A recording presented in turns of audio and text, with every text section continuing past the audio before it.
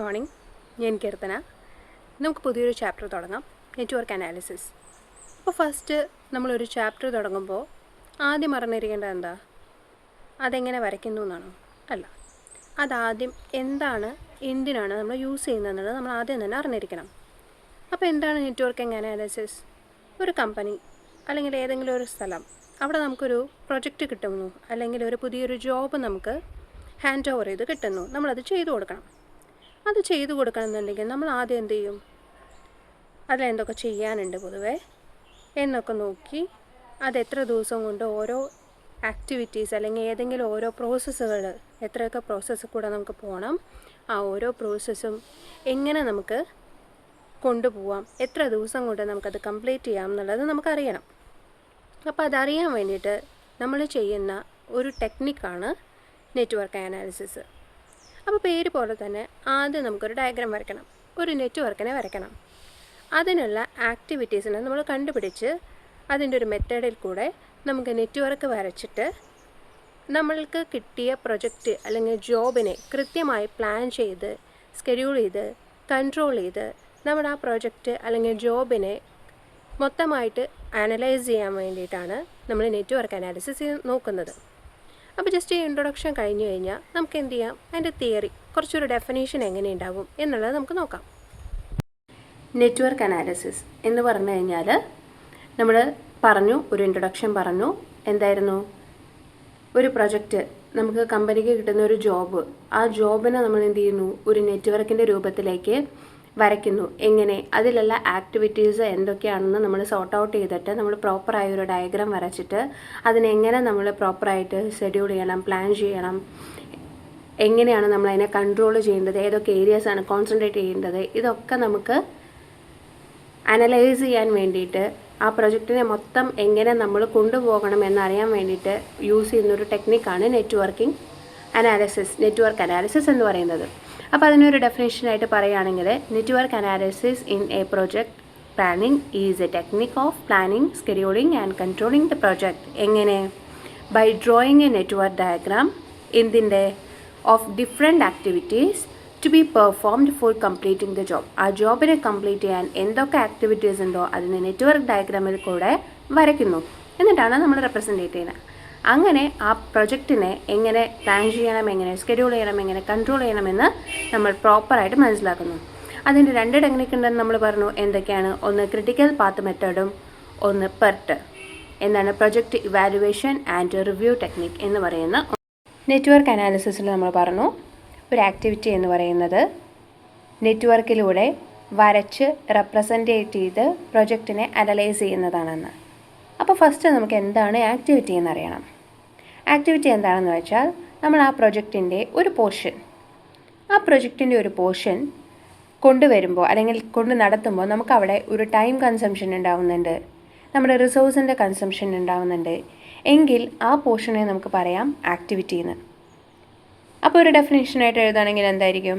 Any portion of the project which require any expenditure of time and resources for their accomplishment. അല്ലെങ്കിലോ ഈ എക്സ്പെൻഡിച്ചറിന് പകരം which consumes time and resources എന്നുള്ള രീതിയിൽ പറയാം. അപ്പോൾ എങ്ങനെയാണ് ഈ ആരോനെ നമ്മൾ നെറ്റ്വർക്കിൽ കാണിക്കുക? അത് ആരോ യൂസ് ചെയ്തിട്ടാണ് നമ്മൾ കാണിക്കുക. അപ്പോൾ എങ്ങനെ കാണിക്കും? ജസ്റ്റ് ഇവിടെ നിന്ന് ഇങ്ങോട്ടൊരു ആരോ വരയ്ക്കുന്നു, ഇത്രയേ ഉള്ളൂ. പക്ഷേ ഈ ആരോ മാത്രം മതിയോ? എപ്പോഴും ഒരു ആക്ടിവിറ്റി സ്റ്റാർട്ട് ചെയ്യുന്നത് ഒരു ഇവൻറ്റിലും എൻഡ് ചെയ്യുന്നത് ഒരു ഇവൻറ്റിലുമായിരിക്കും. അപ്പോൾ ഈ ആക്ടിവിറ്റീനെ എങ്ങനെ നമ്മൾ റെപ്രസെൻറ്റേറ്റ് ചെയ്യും? എപ്പോഴും ഒരു ക്യാപിറ്റൽ ലെറ്ററിലാണ് നമ്മൾ ആക്ടിവിറ്റീനെ റെപ്രസെൻറ്റേറ്റ് ചെയ്യുക. എന്നിട്ട് ഈ ഇവൻറ്റിനെ 1 എന്നും ഈ ഇവൻറ്റിനെ 2 എന്നും നമ്മൾ പറഞ്ഞു വയ്ക്കും. അപ്പോൾ ഈ ആക്ടിവിറ്റീനെ എ എന്ന് പറയുന്ന ആക്ടിവിറ്റിയുടെ സ്റ്റാർട്ടിങ് ഇവൻറ്റും എൻഡിങ് ഇവൻറ്റുമാണ്. ഇവരെ നമ്മൾ ഈ 1 and 2 എന്നല്ല, ഈ രണ്ട് ഇവൻറ്റിനെ നമ്മൾ വേറെ രീതിയിലും പറയും. ഒന്ന്, ഇതിനെ നമ്മൾ എന്ത് പറയും? ടെയിൽ ഇവൻറ്റ് എന്ന് പറയും. കാരണം ഈ ടെയിൽ ഇവൻറ്റ് നമ്മൾ റിസോഴ്സായിട്ടോ ഏതോ ഒരു രൂപത്തിലിരിക്കുന്ന നമ്മുടെ പ്രൊജക്റ്റിൻ്റെ ഒരു പോർഷനെ നമ്മളൊരു ആക്ടിവിറ്റിയിൽ കൂടെ അല്ലെങ്കിൽ ഒരു ഡിപ്പാർട്ട്മെൻറ്റിൽ കൂടെ നമ്മളൊരു പ്രോസസ്സിങ് കഴിഞ്ഞ് അതിനെ നെക്സ്റ്റ് ഫോമിലേക്ക് എത്തിക്കുന്നു. അപ്പോൾ ഇതാണ് നമ്മുടെ എന്ത്? Head event. അപ്പോൾ ഈ ഇവൻറ്റിനെ നമ്മൾ പറയുന്ന പേരാണ് ടെയിൽ ഇവൻറ്റ്. ഈ ഇവൻറ്റിനെ പറയുന്ന പേരാണ് ഹെഡ് ഇവൻറ്റ്. ഇങ്ങനെ നമുക്ക് ഓരോ ടേംസ് പെട്ടെന്ന് കേൾക്കുമ്പോൾ നമുക്ക് മനസ്സിലാവില്ല. പക്ഷേ ഒന്നോ രണ്ടോ ഡയഗ്രാംസ് അല്ലെങ്കിൽ നെറ്റ്വർക്ക് നമുക്ക് വരച്ചു കഴിഞ്ഞാൽ ഈ പറയുന്ന സംഭവങ്ങളൊക്കെ നമ്മുടെ മൈൻഡിൽ ഈസി ആയിട്ട് പോകും. പക്ഷെ എന്നിരുന്നാലും ആദ്യമായിട്ട് കേൾക്കുന്ന കുട്ടികളെ സംബന്ധിച്ചിടത്തോളം പെട്ടെന്ന് ഇതൊക്കെ എന്താണ് എന്ന് ഒരു ഇൻട്രൊഡക്ഷൻ തന്നതിന് ശേഷം ഡയഗ്രാം ഒരെണ്ണം വരച്ച് അത് പിക്ചറൈസ് ചെയ്യുമ്പോൾ നമുക്ക് മനസ്സിലാവും. ഇത് ജസ്റ്റ് ഒരു ടേംസിൻ്റെ ഇൻട്രൊഡക്ഷൻ മാത്രമായിട്ട് കണക്കാക്കിയാൽ മതി. അപ്പോൾ നമ്മൾ എന്ത് ചെയ്യുന്നു? ആക്ടിവിറ്റീനെ റെപ്രസെൻറ്റേറ്റ് ചെയ്യുന്നു. അതിന് വെറുതെ ഒരു വായുവിൽ വെച്ചാൽ പോരാന്ന് പറഞ്ഞിട്ട് അതെന്താണ്, നമ്മളൊരു ഇവൻറ്റിൽ നിന്ന് സ്റ്റാർട്ട് ചെയ്ത് ഒരു ആക്ടിവിറ്റി ഇവൻറ്റിൽ നിന്ന് സ്റ്റാർട്ട് ചെയ്ത് നെക്സ്റ്റ് ഒരു ഇവൻറ്റിൽ നിൽക്കുമ്പോൾ അതിൽ ഫസ്റ്റ് ഇവൻറ്റിനെ നമ്മൾ പറയുന്ന പേരാണ് ടെയിൽ ഇവൻറ്റ്. നമുക്ക് മനസ്സിലാവണമല്ലോ എവിടെ നിന്ന് തുടങ്ങി എവിടെ അവസാനിച്ചു എന്നുള്ളത്. ആ ആക്ടിവിറ്റിയുടെ എൻഡിനെ പറയുന്ന പേരാണ് ഹെഡ് ഇവൻറ്റ് എന്നുള്ളത്. ഇനി നമുക്ക് ചെറിയൊരു വലിയ ക്വസ്റ്റ്യൻ ഒന്നും എടുക്കാതെ ചെറിയൊരു എക്സാമ്പിൾ വെച്ചിട്ട് ഇതെങ്ങനെയാണ് ഈ നെറ്റ്വർക്ക് പോകുന്നതെന്ന് നമുക്ക് ജസ്റ്റ് ഒന്ന് റെപ്രസെൻറ്റേറ്റ് ചെയ്ത് നോക്കാം. എങ്ങനെയാണ്? നമുക്കിപ്പോൾ നമ്മൾ കുറേ പേപ്പറും കുറച്ച് ചട്ടയും കാര്യങ്ങളൊക്കെ വാങ്ങിച്ചിട്ട് നമ്മൾ എന്ത് ചെയ്യാണ്? ഒരു ബുക്ക് മേക്ക് ചെയ്യുകയാണെന്ന് വിചാരിക്കുക. നമ്മൾ ചെറിയൊരു തോതിൽ ചെറിയൊരു മെഷീൻ വെച്ചിട്ട് ഒരു ബുക്ക് മേക്ക് ചെയ്യുന്ന പ്രോസസ്സിലാണ്. അപ്പോൾ എന്ത് ചെയ്യുന്നു? നമ്മൾ സാധാരണ ഇങ്ങനത്തെ ചെറിയ ഷീറ്റ്സിൻ്റെ പോർഷൻസും അതുപോലെ തന്നെ നമുക്കിതിൻ്റെ ചട്ടയ്ക്ക് ആവശ്യമായ കുറച്ചുകൂടി കട്ടിയുള്ള സംഭവങ്ങളൊക്കെ നമ്മൾ റിസോഴ്സസ് ആയിട്ട് വാങ്ങി. കാരണം നമുക്ക് എന്തിനും എന്ത് വേണം? ഒരു റിസോഴ്സ് ആയി വാങ്ങി. ഈ വാങ്ങുന്ന ഫസ്റ്റ് ആക്ടിവിറ്റീനെ നമ്മൾ എന്ത് പറഞ്ഞ് പേരിട്ടു? എന്ന് പറഞ്ഞ് പേരിട്ടു. അങ്ങനെ റിസോഴ്സസ് ബേസിൽ നിൽക്കുന്ന നമ്മൾ ഒരു റിസോഴ്സിൻ്റെ ഒരു ബണ്ടിൽ ഫുള്ള് നമ്മൾ റോള് വാങ്ങി. ഈ പേപ്പറിൻ്റെ റോളും വാങ്ങി, ചട്ടയുടെ റോളും വാങ്ങി. പിന്നെ എന്ത് ചെയ്യും? രണ്ടും കൂടി ഒരുമിച്ചൊരു മെഷീനിലേക്ക് ഇടാൻ പറ്റുമോ? ഇല്ല. ഒന്ന് ബുക്കിൻ്റെ സൈസിലേക്ക് നമ്മൾ എന്ത് ചെയ്യുന്നു?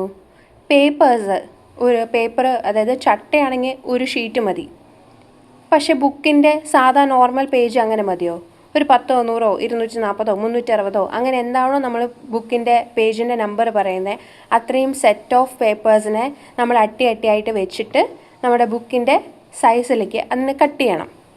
അപ്പോൾ എന്ത് ചെയ്തു? ഈ ബുക്കിൻ്റെ സൈസിലേക്ക് കട്ട് ചെയ്യുന്ന മെഷീനിലേക്ക് നമ്മൾ എന്ത് ചെയ്തു? സാധാ പേപ്പർ റോളിനെ നമ്മൾ വിട്ടു. എന്നിട്ട് ഇത്തിരി കട്ടി കൂടിയ ചട്ടകളെ മാത്രം വേറൊരു ഡിപ്പാർട്ട്മെൻറ്റിലേക്ക് വിട്ടു.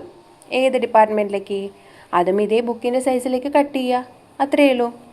അങ്ങനെ കട്ട് ചെയ്യുന്നത് രണ്ടുപേരും ഓരോ ഇവൻറ്റിലെത്തി. അതായത് സാധാരണ റോളായിരിക്കുന്ന നമ്മുടെ ബുക്കിൻ്റെ പേപ്പറിനെ, നോർമൽ പേപ്പറിനെ അതിൻ്റെ ഡിപ്പാർട്ട്മെൻറ്റിലേക്ക് വിട്ടു. അവരത് കട്ട് ചെയ്തു.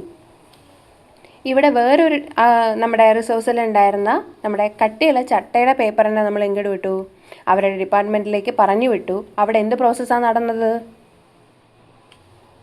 അതിനെ കട്ട് ചെയ്തു. അതിൻ്റെ നമ്മുടെ എത്രയാണോ ബുക്കിൻ്റെ സൈസിലേക്ക് അതിൽ കട്ട് ചെയ്തു. കട്ട് ചെയ്തിട്ട് ഇവിടെ പേപ്പറിൻ്റെ സംഭവം ഇവിടെ നമ്മൾ എന്ത് ചെയ്യുന്നു? ജസ്റ്റ് പേപ്പറിന് എഴുതുന്നു. ഇവിടെ ഒരു കുറച്ച് കട്ടിയുള്ള ഒരു കാർഡ്ബോർഡിൻ്റെ ഷീറ്റ് എന്നിടാം. ചെറിയ കനട്ടോ. എന്നിട്ട് ഈ കാർഡ്ബോർഡ് ഷീറ്റിനെ നമ്മൾ എന്ത് ചെയ്യുന്നു? ഇവിടെ ജസ്റ്റ് വേറൊരു പ്രോസസ്സും കൂടി നടക്കണമെന്ന് വിചാരിക്കും. എന്ത് പ്രോസസ്സായിരിക്കും? ഇവിടെ ഒരുമിച്ച് നമ്മൾ കട്ട് ചെയ്തിരിക്കുന്ന നമ്മുടെ പേപ്പറിനെ നമ്മൾ ക്ലിപ്പ് ചെയ്ത് വെച്ചു. ഇവിടെ എന്ത് ചെയ്തു വെച്ചു? ചട്ട നമ്മൾ വെട്ടിയില്ലേ? ആ വെട്ടിയതിനെ നമ്മൾ എന്ത് ചെയ്തു? പ്രിൻ്റ് ചെയ്തു. അതായത് ഓരോ ചട്ടയും നമ്മൾ നല്ല ഭംഗിയുള്ള രീതിയിൽ നമ്മുടെ ഇഷ്ടത്തിന് നല്ല സീനറീസൊക്കെ വെച്ചിട്ട് നമ്മൾ പ്രിൻ്റ് ചെയ്തു. ഇത് രണ്ടും വേറെ വേറെ ഡിപ്പാർട്ട്മെൻറ്റിലാണ് ഇപ്പോൾ ഇരിക്കുന്നത്. ഇനി നമുക്കത് എന്ത് ചെയ്യണം? ഒരുമിച്ച് ബുക്കായിട്ട് ജോയിൻ ചെയ്യിപ്പിക്കണം. ഇനി ആ ഒരൊറ്റ പ്രോസസ്സേ ബാക്കിയുള്ളൂ. പക്ഷേ ഇത് രണ്ടും വേറെ വേറെ ഡിപ്പാർട്ട്മെൻറ്റിലല്ലേ ഇരിക്കുന്നത്. അപ്പോൾ ഇങ്ങനെ വരച്ചാൽ മതിയാവില്ല. നമുക്ക് ഈ വരേനെ ചെറുതായിട്ടൊന്ന് മാറ്റി വരയ്ക്കണം. നോർമലി നമ്മുടെ ചിന്ത പോകുന്നത് അവിടെ നിന്ന് ഇങ്ങോട്ട്, ഇവിടുന്ന് ഓരോ ഡിപ്പാർട്ട്മെൻറ്റും അതാത് രീതിയിൽ പോകുന്നു എന്നാണ് ചിന്ത വരിക. പക്ഷേ നമ്മുടെ നെറ്റ്വർക്കിലേക്ക് ഇത് റെപ്രസെൻറ്റേറ്റ് ചെയ്യുമ്പോൾ ഈ വര മാറ്റിയിട്ട് നമ്മൾ എന്ത് ചെയ്യണം? ഒരു ഡിപ്പാർട്ട്മെൻറ്റ് എന്ന ലെവലിലേക്ക് നമ്മുടെ ചിന്തേനൊന്ന് മാറ്റിയാൽ കുറച്ചും കൂടി നമുക്ക് ക്ലാരിറ്റി കിട്ടും കേട്ടോ. അതായത് നമ്മുടെ പർച്ചേസിങ് ഡിപ്പാർട്ട്മെൻറ്റുകാർ എന്ത് ചെയ്തു, പർച്ചേസ് ചെയ്തിട്ട് നമ്മുടെ പ്രൊഡക്ഷൻ ഡിപ്പാർട്ട്മെൻറ്റിലേക്ക് അത് കൊടുത്തു. പ്രൊഡക്ഷൻ ഡിപ്പാർട്ട്മെൻറ്റുകാർ ഒന്ന് പേപ്പർ കട്ട് ചെയ്യുന്ന പ്രോസസ്സിലേക്ക് കൊടുത്തു, ഒന്ന് കാർഡ്ബോർഡ് മറ്റേ ചട്ട കട്ട് ചെയ്യുന്ന ഡിപ്പാർട്ട്മെൻറ്റിലേക്ക് കൊടുത്തു. അവരത് പ്രോസസ്സ് ചെയ്ത് കട്ട് ചെയ്തിട്ട് എങ്ങോട്ട് പോകുന്നു? ഇനി 2 പേരും അത് ഫിക്സിങ് ഏത് രീതിയിലും വേണമെങ്കിൽ പറയാം, ഫിക്സിങ് ഡിപ്പാർട്ട്മെൻറ്റിലേക്ക് നമ്മൾ എന്ത് ചെയ്തു, അത് യോജിപ്പിക്കാൻ വേണ്ടി കൊണ്ടുപോയി. അപ്പോൾ ഇവൻ്റെ എന്താണ്, നമ്മുടെ ഡിപ്പാർട്ട്മെൻറ്റ് ഫിറ്റിംഗ് ആയിട്ടുള്ള ഡിപ്പാർട്ട്മെൻറ്റിലേക്ക് കൊണ്ടുപോകണം. അപ്പോൾ ഇത് പ്രിൻ്റ് ചെയ്ത് ഇങ്ങോട്ടും എത്തണം, ഇത് ക്ലിപ്പ് ചെയ്തിട്ട് സ്റ്റാപ്ലർ ചെയ്തിട്ട് ഇങ്ങോട്ടും എത്തണം. എന്നിട്ട് നമ്മൾ എന്ത് ചെയ്യുന്നു, അത് നമ്മുടെ പാക്കിംഗ് പ്രോസസ്സിൽ കഴിഞ്ഞ് ഫിനിഷിങ്ങിൽ നമ്മുടെ ബുക്കായിട്ട് വരുന്നു. ഇനി നമുക്ക് ഇങ്ങനെ ഇരുത്താൻ പോരാ, കാരണം ആക്ടിവിറ്റീസ് മാത്രമേ ആയിട്ടുള്ളൂ.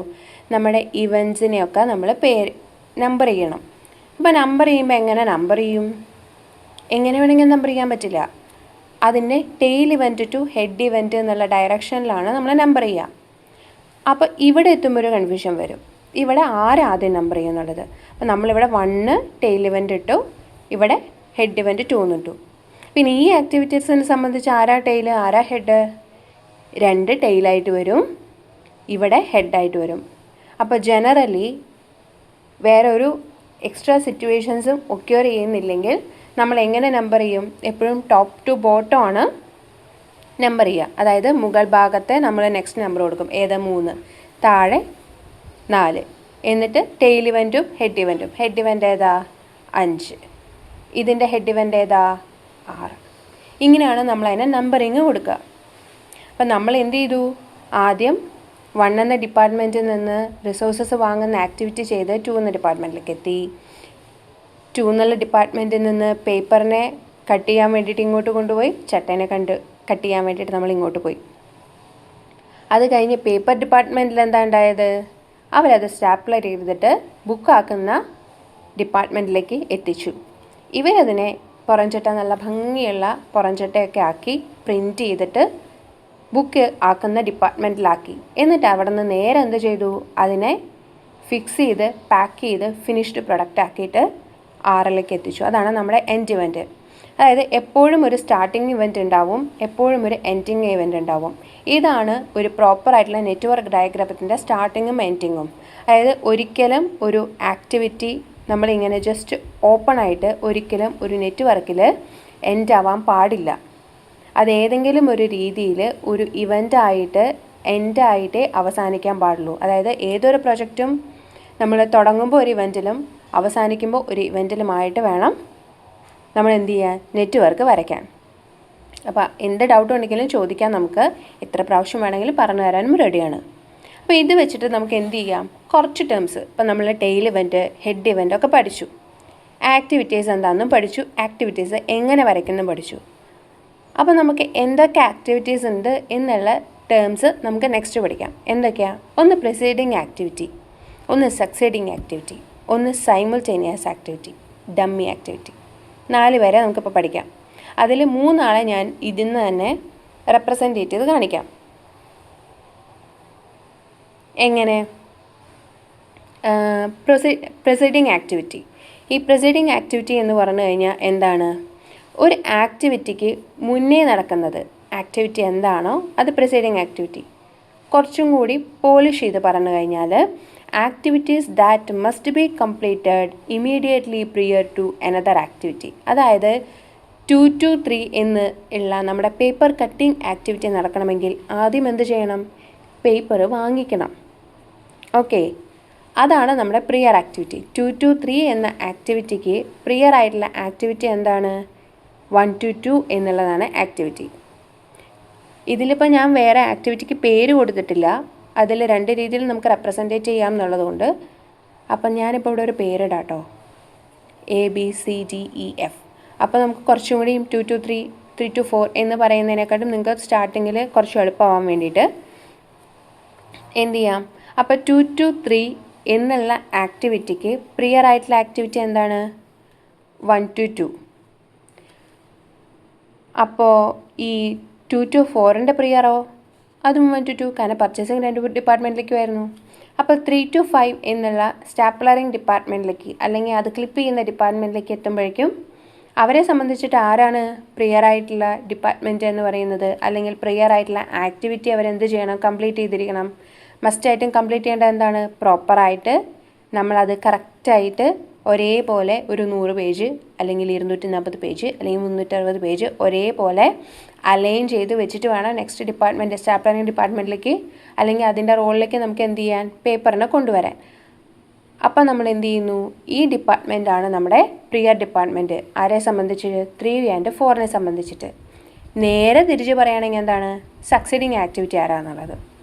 അപ്പോൾ 2 to 3 സംബന്ധിച്ച് സക്സീഡിങ് ആക്ടിവിറ്റി ആരാണ്, കോമൺ ആണ്, 3 to 5 ആയിരിക്കും.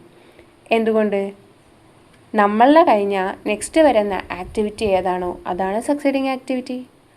അപ്പോൾ എന്താ ഈ സൈമിൾട്ടേനിയസ്, സെയിം നമ്മുടെ ഇവിടുത്തെ 2 to 3 2 to 4. അപ്പുറത്തെ ഒരു പ്രോസസ്സ് നടക്കുമ്പോൾ സൈമിൾട്ടേനിയസ്ലി ഇപ്പുറത്തെ ഒരു പ്രോസസ്സ് അല്ലെങ്കിൽ ഒരു ആക്ടിവിറ്റി കണ്ടക്ട് ചെയ്യുന്നതിനാണ് നമ്മൾ നോർമലി എന്ന് പറയുക, സൈമിൾട്ടേനിയസ് ആക്ടിവിറ്റി.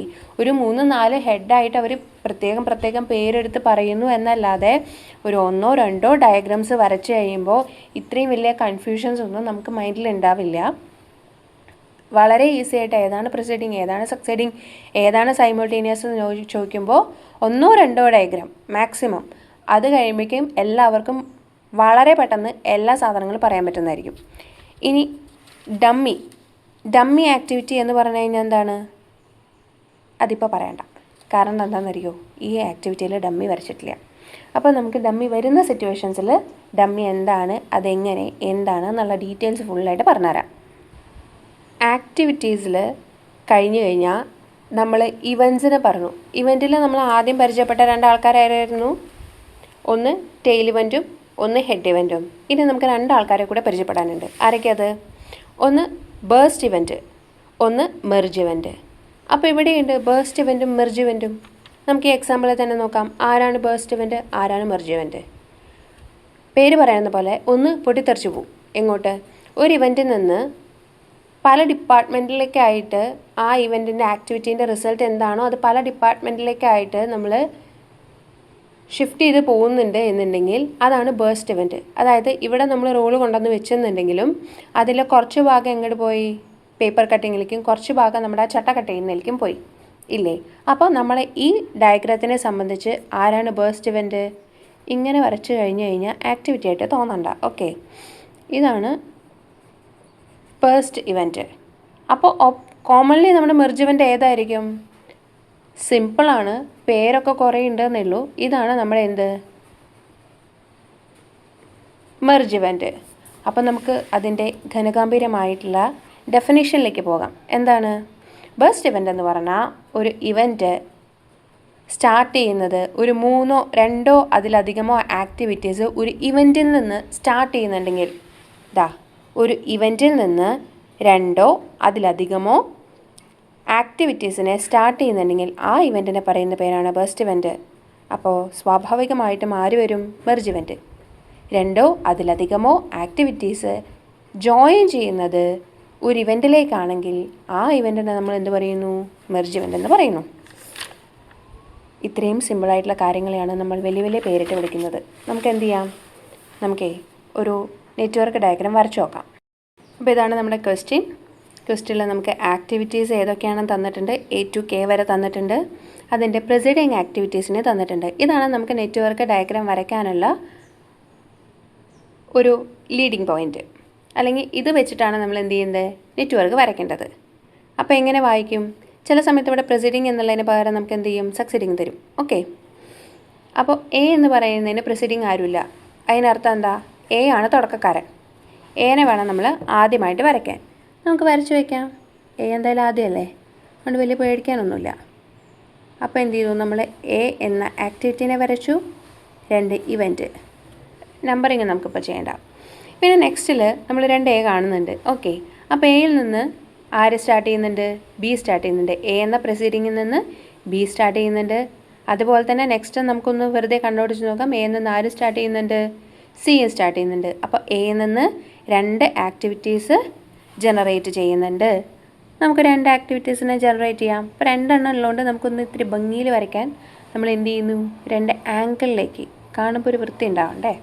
അപ്പോൾ 2 ആംഗിളിലേക്ക് നമ്മൾ എന്ത് ചെയ്യുന്നു, ഒരു ആരോ ഇട്ട് ഒന്നിനെ B എന്നും മറ്റേതിനെ സി എന്നും പേരിടണോ? അതിങ്ങനെ നിർത്താൻ പാടുമോ? ഇല്ല. നമ്മളത് ഒരു ഇവൻറ്റിലേക്ക് ജോയിൻ ചെയ്യിപ്പിച്ചു. ഇനി സിയിൽ നിന്ന് ആര് വരുന്നു? ഡി വരുന്നു. ഇവിടെ സിയിൽ നിന്ന് ഇയും കൂടി വരുന്നുണ്ട്. അതെന്താണ് ചെയ്യേണ്ടതെന്നുള്ളത് നമുക്ക് പറയാം. സിയിൽ നിന്ന് ആര് വരുന്നു? ഡി വരുന്നു. നമുക്കതിപ്പോൾ ക്ലിയർ ആയിട്ട് സിയിൽ നിന്ന് വരുന്നതാണെന്ന് പറയുന്നത് കൊണ്ട് നമുക്ക് ആരെ വരച്ച് വയ്ക്കാം? ഇവിടെ ഡീനെ വരച്ച് വയ്ക്കാം. തുറന്നിടരുത്, ഒരു ഇവൻറ്റിൽ അവസാനിപ്പിച്ച് വെക്കണം കേട്ടോ. ഇനി നെക്സ്റ്റ് ബിയിൽ നിന്നും സിയിൽ നിന്നും ഇ വരുന്നുണ്ട്. അപ്പോൾ ഈ ഈനെ എവിടെ നിന്ന് വരയ്ക്കും? സിയിൽ നിന്ന് വരയ്ക്കണോ ബിയിൽ നിന്ന് വരയ്ക്കണോ? അത് നമുക്ക് കാണിച്ചു തരാം. ആദ്യം ഞാനിപ്പോൾ അതൊന്ന് വരച്ചിട്ട് അതിൻ്റെ റീസണിങ് പറയാം. അപ്പോൾ ബിയിൽ നിന്നാണ് വരയ്ക്കേണ്ടത്. ഓക്കെ, ബിയിൽ നിന്ന് നമ്മൾ എന്ത് ചെയ്യുന്നു? ഈനെ വരയ്ക്കുന്നു, എന്നിട്ട് അതൊരു ഇവൻറ്റിലേക്ക് എൻഡ് ചെയ്യുന്നു. അതെന്തുകൊണ്ടാണ് ബിയിൽ നിന്ന് വരയ്ക്കാൻ കാരണം? പിന്നെ നമ്മുടെ ഇവിടെ വേറൊരു ക്വസ്റ്റ്യൻ കൂടിയുണ്ട്. ഇതിപ്പോൾ ഈ ഒരു ഡയഗ്രാം നോക്കുമ്പോൾ ആര് മാത്രമേ ആയിട്ടുള്ളൂ? ഇക്ക് പ്രസിഡിങ് ആയിട്ട് ഇവിടെ ബി മാത്രമേ ഉള്ളൂ. അപ്പോഴാണ് നമ്മൾ നേരത്തെ പറഞ്ഞ ഒരു ആക്ടിവിറ്റീൻ്റെ റീസണിങ് വരുന്നത്. ആരാണ്? Dummy activity. എന്തുകൊണ്ട്? കാരണം ഇവിടെ നിന്നും നമുക്ക് ബി എന്ന ആക്ടിവിറ്റിയിലേക്ക് ഒരു കണക്ഷൻ കിട്ടിയാൽ എന്തോ ഒരു ഐറ്റം സിയിൽ നിന്ന് കുറച്ച് പോർഷൻ ബി എന്ന ഡിപ്പാർട്ട്മെൻറ്റിലേക്ക് കിട്ടിയിട്ട് മാത്രമേ നമുക്ക് എന്താവുള്ളൂ? ഇ എന്നുള്ള ആക്ടിവിറ്റിനെ കണ്ടക്ട് ചെയ്യാനായിട്ട് പറ്റുള്ളൂ. അങ്ങനെ ഉണ്ടെങ്കിൽ നമുക്ക് ഇതിനൊരു ജസ്റ്റ് ഒരു വര വരച്ച് വെച്ചാൽ പോരാ. എവിടെ നിന്ന് എങ്ങോട്ട്, അതായത് ഏതാണ് ഹെഡ് ഏതാണ് ടെയിൽ എന്ന് അറിയണമെങ്കിൽ നമുക്ക് ആരോ അത്യാവശ്യമാണ്. അപ്പോൾ നമ്മൾ എന്ത് ചെയ്യുന്നു? നമ്മൾ ഇവിടെ നിന്നല്ലേ ആരോ തുടങ്ങിയത്. അതായത് സിയിൽ നിന്ന് ബിയിലേക്ക് കൊടുത്ത് ബിയും സിയും ചേർന്നിട്ട് ഉള്ള ആ ഒരു പ്രൊഡക്റ്റിനെയാണ് നമ്മൾ എങ്ങോട്ട് കൊണ്ടുപോകുന്നത്? ഇ എന്ന ഡിപ്പാർട്ട്മെൻറ്റിലേക്ക് കൊണ്ടുപോകുന്നത്. അപ്പോൾ അതുകൊണ്ടാണ് ആരോ ഇങ്ങോട്ട് വരച്ചത്. ഇനി നേരത്തെ പറഞ്ഞ പോലെ എന്തുകൊണ്ട് ഇങ്ങനെ വരച്ചില്ല? അതായത് ഇവിടെ നമ്മൾ ബി സി എന്നുള്ള ഡിപ്പാർട്ട്മെൻറ്റ് വരച്ചിട്ട് ഡീനെ നമുക്കൊന്ന് ഇത്തിരി താത്തി വരയ്ക്കും. ഡി എന്നുള്ളതിനെ നമ്മൾ ഇത്തിരി ഒന്ന് താത്തി വരച്ചിട്ട് ഇവിടെ നിന്ന് നമുക്ക് എന്തിനെ വരച്ചൂടെ? ആരെ? ഈനെ വരച്ചൂടെ? എന്നിട്ട് ഡമ്മി ഇങ്ങോട്ടേക്ക് കൊടുത്താൽ എന്ത് പറ്റും? നോർമലി നോക്കുമ്പോൾ നമുക്ക് വലിയ പ്രശ്നമൊന്നും തോന്നില്ല. പക്ഷേ ഇവിടെ ഒരാൾ നിൽക്കുന്നുണ്ട്. ആ ആളെ സംബന്ധിച്ചും ആര് പ്രിസൈഡിങ് ആയിട്ട് വരും? ഇ ബി പ്രിസൈഡിങ് ആയിട്ട് വരും. ഓക്കെ, അതായത് ഈനെ സംബന്ധിച്ചിട്ട് അയാളുടെ കണ്ടീഷൻ എന്താണോ ബിയും സിയും പ്രിസൈഡിങ് ആണ്, ഇ എന്നുള്ള ആക്ടിവിറ്റിക്ക് ബിയും സിയും പ്രിസൈഡിങ് ആണെന്നുള്ളത് സാറ്റിസ്ഫൈഡ് ആയി. ഈനെ നോക്കുന്ന സമയത്ത് ബി എന്നതൊരു കണക്ഷൻ ഡമ്മി ആയിട്ട് വന്നിട്ടുണ്ട്. ഈനെ സംബന്ധിച്ച് സി പ്രിസൈഡിങ് ആയിട്ട് നിൽക്കുന്നുണ്ട്, സാറ്റിസ്ഫാക്ഷനായി. പക്ഷേ ഡീനെ സംബന്ധിച്ചിട്ട് ആര് മാത്രമേ പാടുള്ളൂ? സി മാത്രമേ പാടുള്ളൂ. പക്ഷേ നമ്മുടെ ഈ വരച്ച ചിത്രത്തിൻ്റെ പ്രകാരം ഡിക്കും ആര് പ്രിസൈഡിങ് ആയിട്ട് വരും? ബിയും സിയും പ്രിസൈഡിങ് ആയിട്ട് വരും.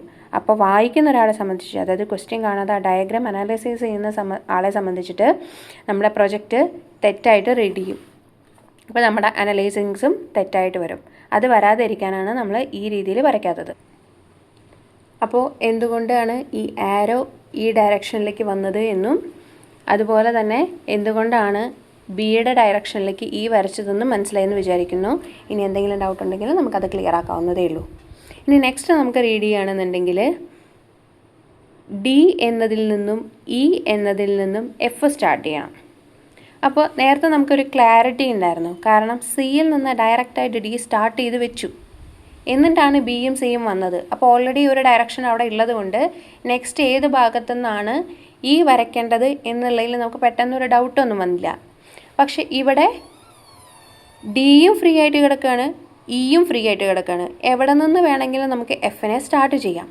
അപ്പോൾ എവിടെ നിന്ന് സ്റ്റാർട്ട് ചെയ്യണമെന്നറിയാം. നമ്മൾ ഒരു സ്റ്റെപ്പും കൂടി റീഡ് ചെയ്യുക. അപ്പോൾ ഇയിൽ നിന്ന് ഒറ്റയാനായിട്ട് ജി വരുന്നുണ്ട്. ഓക്കെ, അപ്പോൾ നേരത്തെ പറഞ്ഞ പോലെ തന്നെ ജിക്ക് പ്രിസൈഡിങ് ആയിട്ട് ആര് മാത്രമേ പാടുള്ളൂ? ഇ മാത്രമേ പാടുള്ളൂ.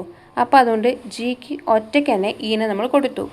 അപ്പോൾ നമുക്ക് മനസ്സിലായി ഇനി എവിടെ എഫ് വരുള്ളൂ? താഴെ. ശരി, അപ്പോൾ നമ്മൾ എഫിന് അവിടെ കൊടുത്തു. എപ്പോഴും ഇവൻറ്റ് ക്രോസ് ചെയ്ത് വയ്ക്കണം. എഫിന് ഇവിടെ കൊടുത്തു. അപ്പോൾ ഓട്ടോമാറ്റിക്കലി എഫിന് ആരൊക്കെ പ്രൊസീഡിങ് ഉണ്ട്? ഡിയും ഉണ്ട്, ഇയും ഉണ്ട്. അപ്പോൾ വന്നു ആര്? അപ്പോൾ നമുക്ക് മനസ്സിലായി അവിടെ ഒരു ഡമ്മി ആക്ടിവിറ്റിയുടെ പ്രസൻസ് വേണം. ഡമ്മി ആക്ടിവിറ്റി വരച്ചു. ഇനി നെക്സ്റ്റ് ക്വസ്റ്റ്യൻ എന്താണ്? ആരോ എവിടേക്ക് ഇടും എന്നുള്ളത്. ഉറപ്പാണ് ഇയിൽ നിന്ന് ഡിയിലേക്ക് നമ്മുടെ ആക്ടിവിറ്റിയുടെ റിസൾട്ടിന് എത്തിച്ചാൽ മാത്രമേ, അല്ലെങ്കിൽ അതിൻ്റെ ഒരു എൻഡിന് എത്തിച്ചാൽ മാത്രമേ എഫ് സ്റ്റാർട്ട് ചെയ്യാനാവുള്ളൂ. അപ്പോൾ എന്ത് ചെയ്യുന്നു? ഇയിൽ നിന്ന് ഇങ്ങോട്ട് സാധനം കുറച്ച് കൊടുത്തയച്ചിട്ട് വേണം എഫിൻ്റെ ആക്ടിവിറ്റി തുടങ്ങാൻ. ഓക്കെ, അപ്പോൾ ഇങ്ങോട്ടാണ് ഡയറക്ഷൻ. ഇവിടെ ഇങ്ങോട്ടാണ് ഡയറക്ഷൻ എന്നുള്ളതിൻ്റെ കാരണം മനസ്സിലായെന്ന് വിശ്വസിക്കുന്നു. ഇവിടെ നിന്ന് ഇങ്ങോട്ട് എന്തിനാണെന്നുള്ളതും. ഇനി നമുക്ക് ചെയ്യേണ്ടത് എന്താ? ഇ കഴിഞ്ഞു, ജി, ഇവിടെ ജി കഴിഞ്ഞു, എഫ് കഴിഞ്ഞു, എല്ലാം കഴിഞ്ഞു.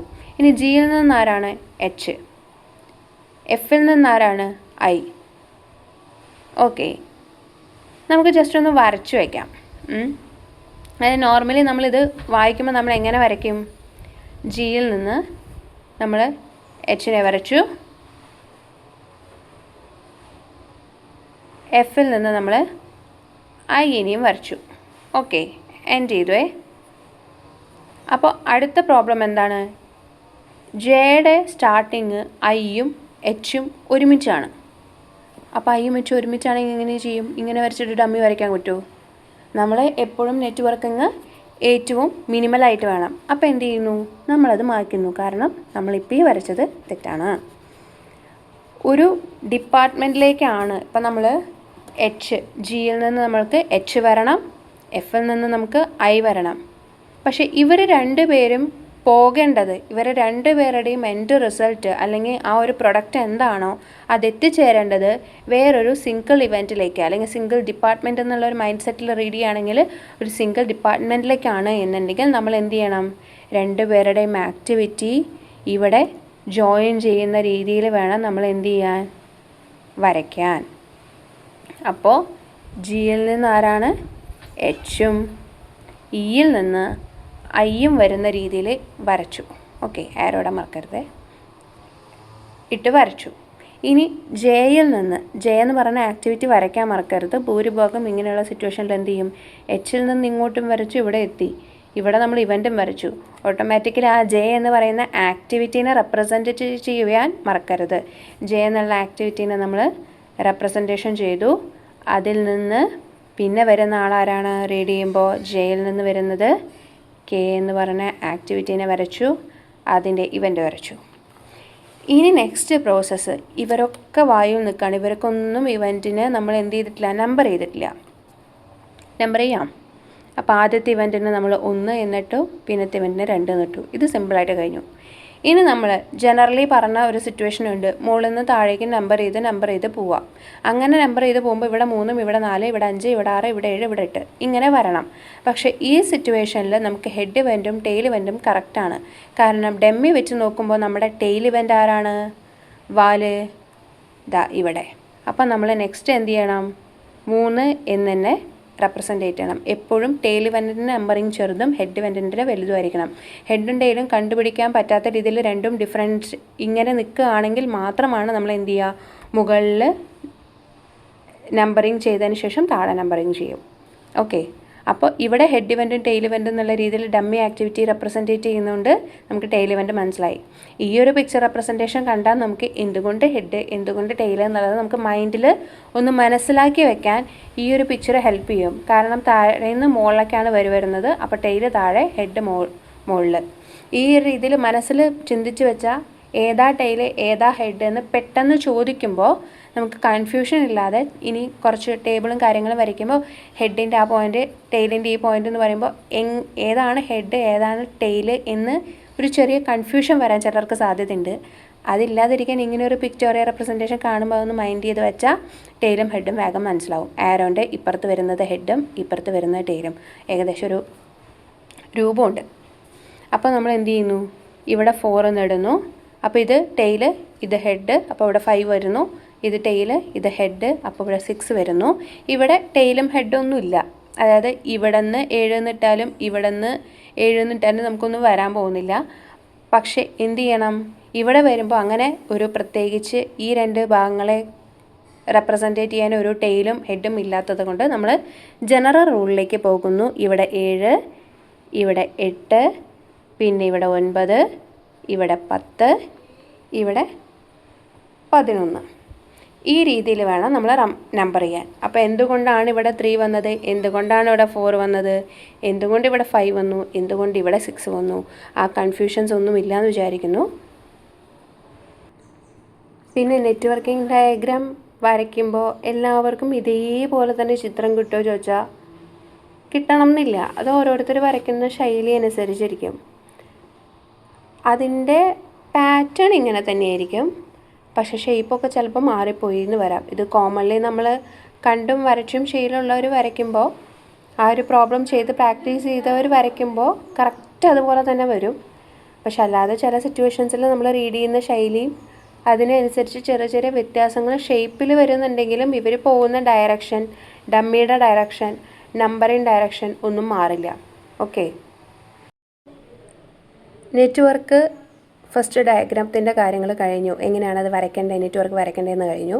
ഇനി കുറേ നെറ്റ്വർക്കുകൾ വരയ്ക്കുമ്പോൾ ഓരോരോ ക്വസ്റ്റ്യൻസും പാറ്റേൺസും വരുമ്പോൾ അതിനനുസരിച്ച് നെറ്റ്വർക്ക് എങ്ങനെ റീഡ് ചെയ്യണം എന്നുള്ളതൊക്കെ മാറും. ഇനി നമുക്ക് കുറച്ചും കൂടി എക്സാം ഓറിയൻറ്റഡിലേക്ക് നോക്കുമ്പോൾ ഈ ഒരു പാറ്റേണിലായിരിക്കും വരിക. അപ്പോൾ ഇവിടെ ചെറിയൊരു വ്യത്യാസമുണ്ട്. നമ്മൾ നേരത്തെ ആക്ടിവിറ്റി എങ്ങനെയാണ് കണ്ടേ, ABCD എന്നായിരുന്നു. അതിന് പകരം ഇവിടെ എന്തൊക്കെ വന്നിട്ടുണ്ട്, 1 to 2, 2 to 3, 2 to 4 എന്നുള്ളത്. അപ്പോൾ എന്താ, കൺഫ്യൂഷൻ വരേണ്ട ആവശ്യമില്ല. നമ്മൾ ആ ഇവൻറ്റിനെ റെപ്രസെൻറ്റേറ്റ് ചെയ്തില്ലേ 1ഉം 2ഉം 3ഉം 4ഉം. ഇവർ ആ ആക്ടിവിറ്റി എന്നുള്ളതിന് പകരം ആ 1 to 2 എന്നുള്ള നമ്മുടെ 1 to 2 എന്നുള്ള രീതിയിൽ തന്നേ ഉള്ളൂ. ഓക്കെ, അപ്പോൾ ഇവിടെ A എന്ന് പറഞ്ഞ് നമ്മൾ റെപ്രസെൻറ്റേറ്റ് ചെയ്യുന്നതിന് പകരം, അല്ലെങ്കിൽ ഏതാണോ നമ്മുടെ ലെറ്റർ അത് വെച്ച് റെപ്രസെൻറ്റേറ്റ് ചെയ്യുന്നതിന് പകരം നമ്മൾ എന്ത് ചെയ്യുന്നു, അതിൻ്റെ ഡ്യൂറേഷൻ എത്ര കാലം പിടിക്കും ആ ഒരു ആക്ടിവിറ്റിക്ക് കംപ്ലീറ്റ് ആവുക എന്നുള്ളത് നമ്മൾ അവിടെ 6 എന്ന് പറഞ്ഞാൽ റെപ്രസെൻറ്റേറ്റ് ചെയ്യും. അത്രയേ ഉള്ളൂ. ഇനി ഈ ക്വസ്റ്റ്യൻ എന്താണെന്ന് വെച്ചാൽ, ഒന്ന് നെറ്റ്വർക്ക് വരയ്ക്കാം, നമുക്കറിയുന്ന കാര്യമാണ്. പിന്നെ calculate EST, LST, EFT, LFT ഇവരൊക്കെ ആരാ നമുക്ക് പറഞ്ഞുതരാം. പോകുന്ന വഴിയെ നമുക്ക് ഓരോരുത്തരായിട്ട് പരിചയപ്പെട്ടു പോകാം.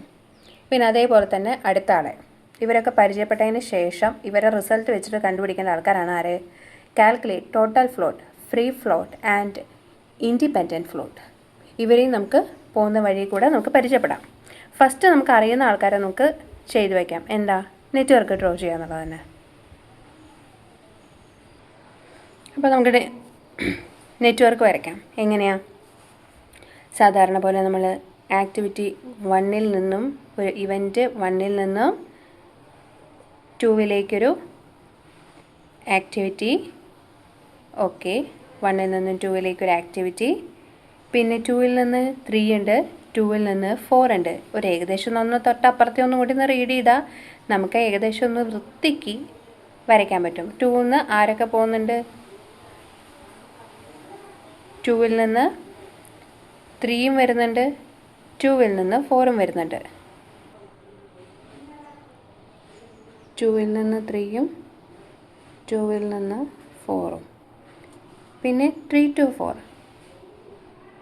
ഈ 3 to 4 അതിൻ്റെ ഡ്യൂറേഷൻ എത്രയാണ്? നമ്മുടെ ക്വസ്റ്റ്യൻ നോക്കിക്കഴിഞ്ഞാൽ നമുക്കറിയാം 3 to 4ൻ്റെ ഡ്യൂറേഷൻ അവർ കാണിച്ചിരിക്കുന്നത് 0 ആണ്. അതിൽ നിന്ന് എന്താ മനസ്സിലാവണ്ടേ? അതിൽ നിന്ന് മനസ്സിലാവേണ്ടതാണ് ഡമ്മിയാണത്, വേറൊന്നും മനസ്സിലാക്കാനില്ല.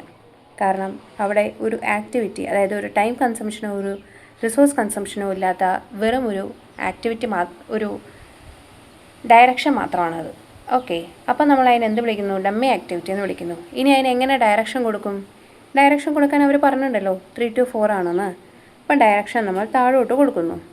അപ്പോൾ നമ്മൾ കറക്റ്റാണ്. ടെയിൽ ഇവൻറ്റിൻ്റെ റീഡിങ് എത്രയാണ്, ചെറുതാണ്. ഹെഡ് ഇവൻറ്റിൻ്റെ നമ്പറിങ് വലുതാണ്, അതും കറക്റ്റാണ്. ഇനി നമുക്ക് 3 to 5ലേക്കും 4 to 5ലേക്കും ഉണ്ട്. അപ്പോൾ നമുക്ക് ഇങ്ങനെ വരച്ചാൽ മതിയാവുമോ? ഇങ്ങനെ വരച്ചാൽ ശരിയാവുമോ? കാരണം രണ്ടുപേരും പോകേണ്ടത് എങ്ങോട്ടാണ്, 5ലോട്ട്.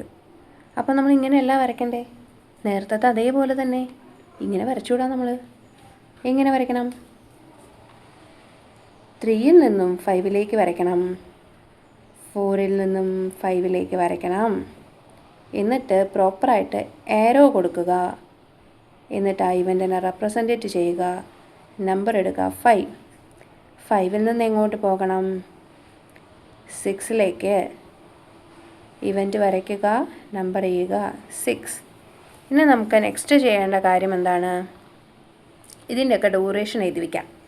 അപ്പോൾ 1 to 2-ന് 6, 2 to 3-ക്ക് 8, 2 to 4-ന് 10, 3 to 4-ന് 0, 3 to 5-ന് 6, 4 to 5, 20, 5 to 6, 16.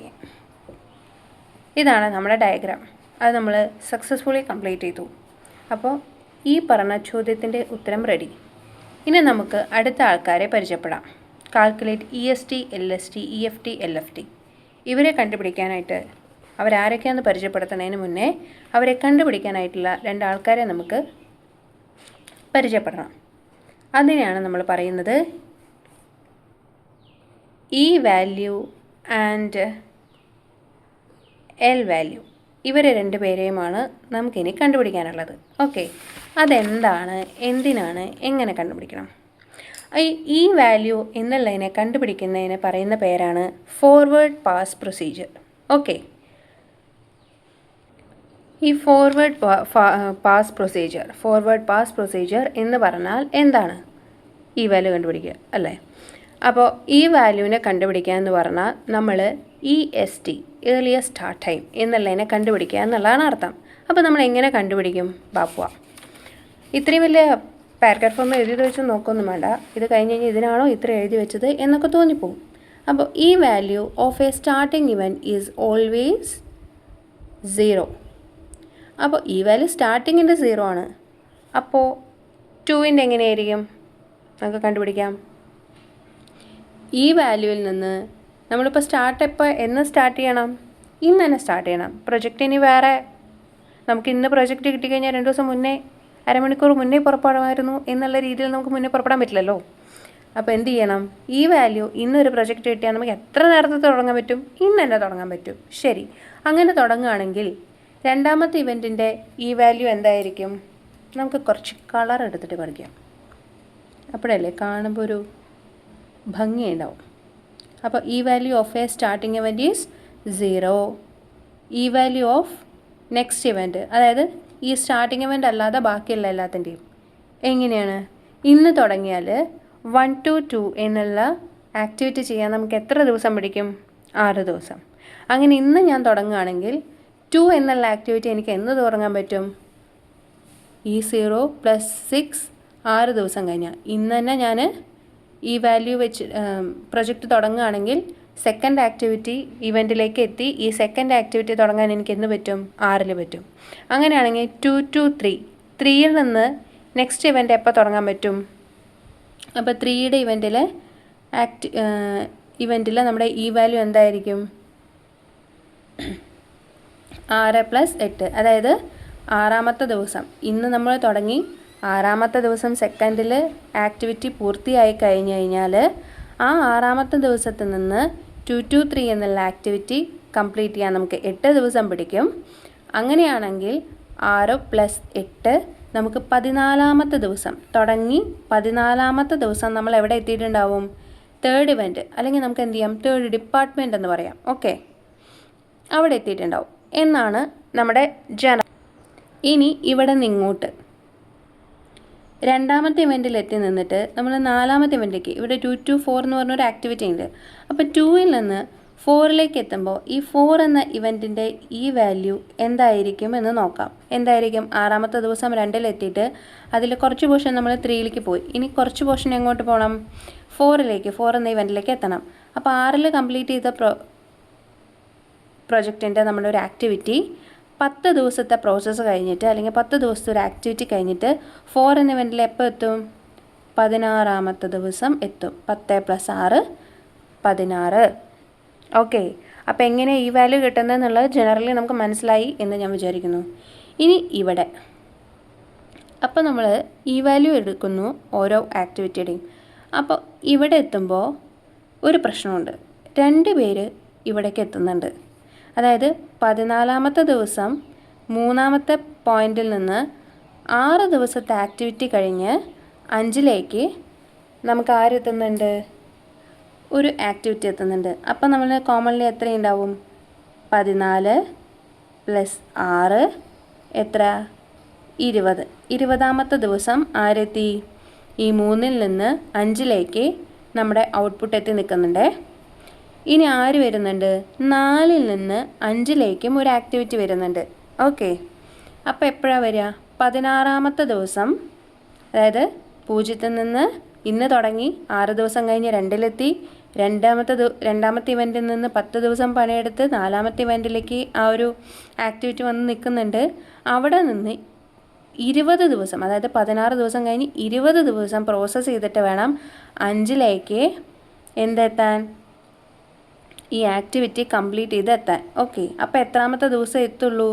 16 + 20 36ാമത്തെ ദിവസമേ ഇവിടുത്തെ ഔട്ട്പുട്ട് ഇങ്ങോട്ടേക്ക് എത്തുള്ളൂ, ആക്ടിവിറ്റി കംപ്ലീറ്റ് ചെയ്തിട്ട് എത്തുള്ളൂ.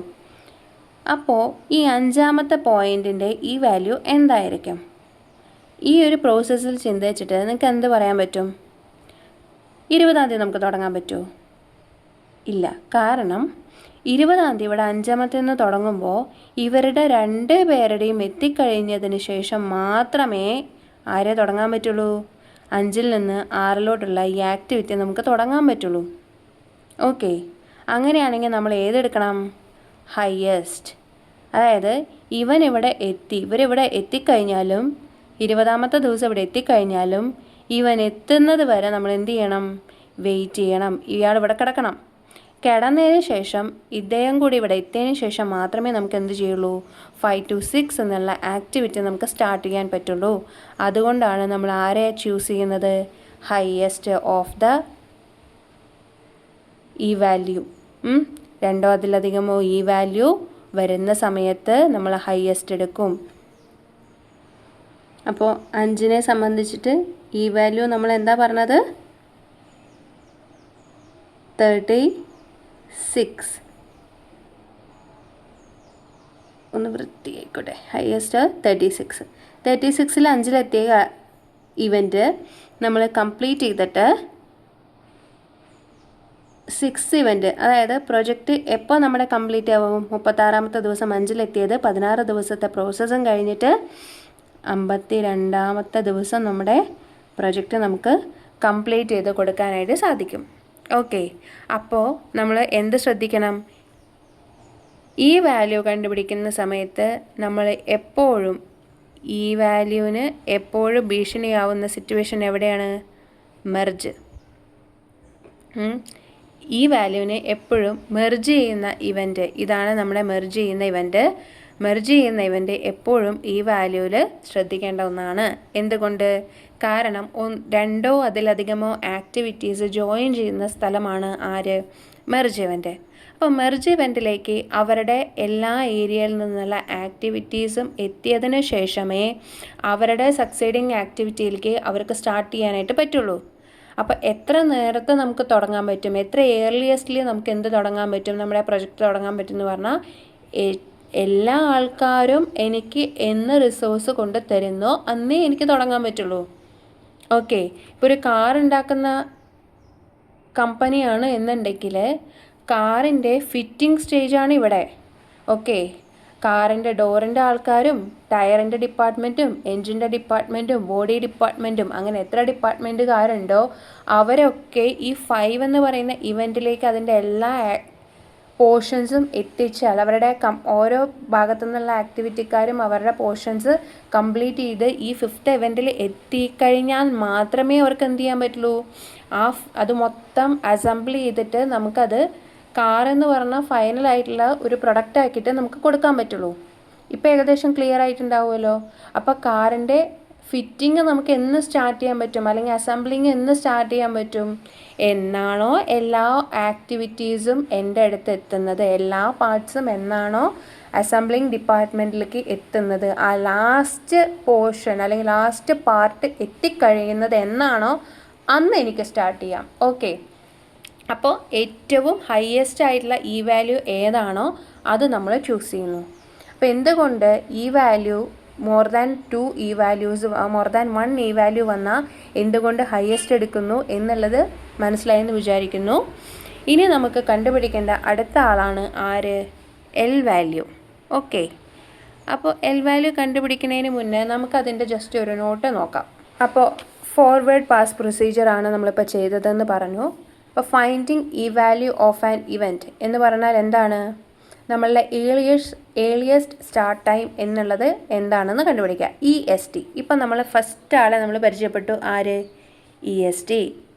ഓക്കെ, നമ്മൾ നേരത്തെ പറഞ്ഞ EST LSTയിൽ ഏർലിയസ്റ്റ് സ്റ്റാർട്ട് ടൈം എന്ന് പറഞ്ഞ ആളെ നമ്മൾ കണ്ടുപിടിച്ചു. ഓക്കെ, ഇനി E value for the first event, ഏത് ആക്ടിവിറ്റി, ഏത് നെറ്റ്വർക്ക് ആയിക്കോട്ടെ, അതിലെ ഫസ്റ്റ് ആക്ടിവിറ്റി അല്ലെങ്കിൽ ഫസ്റ്റ് ഇവൻറ്റ് എന്ന് പറയുന്നത് എപ്പോഴും 0 ആയിരിക്കും. E value of first event is always 0. ബാക്കിയുള്ള ഇവൻറ്റിനെ സംബന്ധിച്ചിട്ട് ഇ വാല്യൂ എന്തായിരിക്കും? E value of head event. Okay, അതായത് E value of head event. നമുക്ക് സംശയം വരരുത് ഏതാ ഹെഡ് ഇവൻറ്റ് ഏതാ ടെയിൽ ഇവൻറ്റ് എന്ന്. Okay, E value of head event. ഇവരെ തമ്മിൽ നോക്കുമ്പോൾ ഈ ഇവൻറ്റിൻ്റെ എപ്പോഴും ഓൾവേസ് 0 ആണെന്ന് പറഞ്ഞു. അപ്പോൾ ഇത് ടെയിൽ ഇവൻ്റ് ആണ്. ഈ ടെയിൽ ഇവൻറ്റിനെ സംബന്ധിച്ചിട്ട് E value of head event.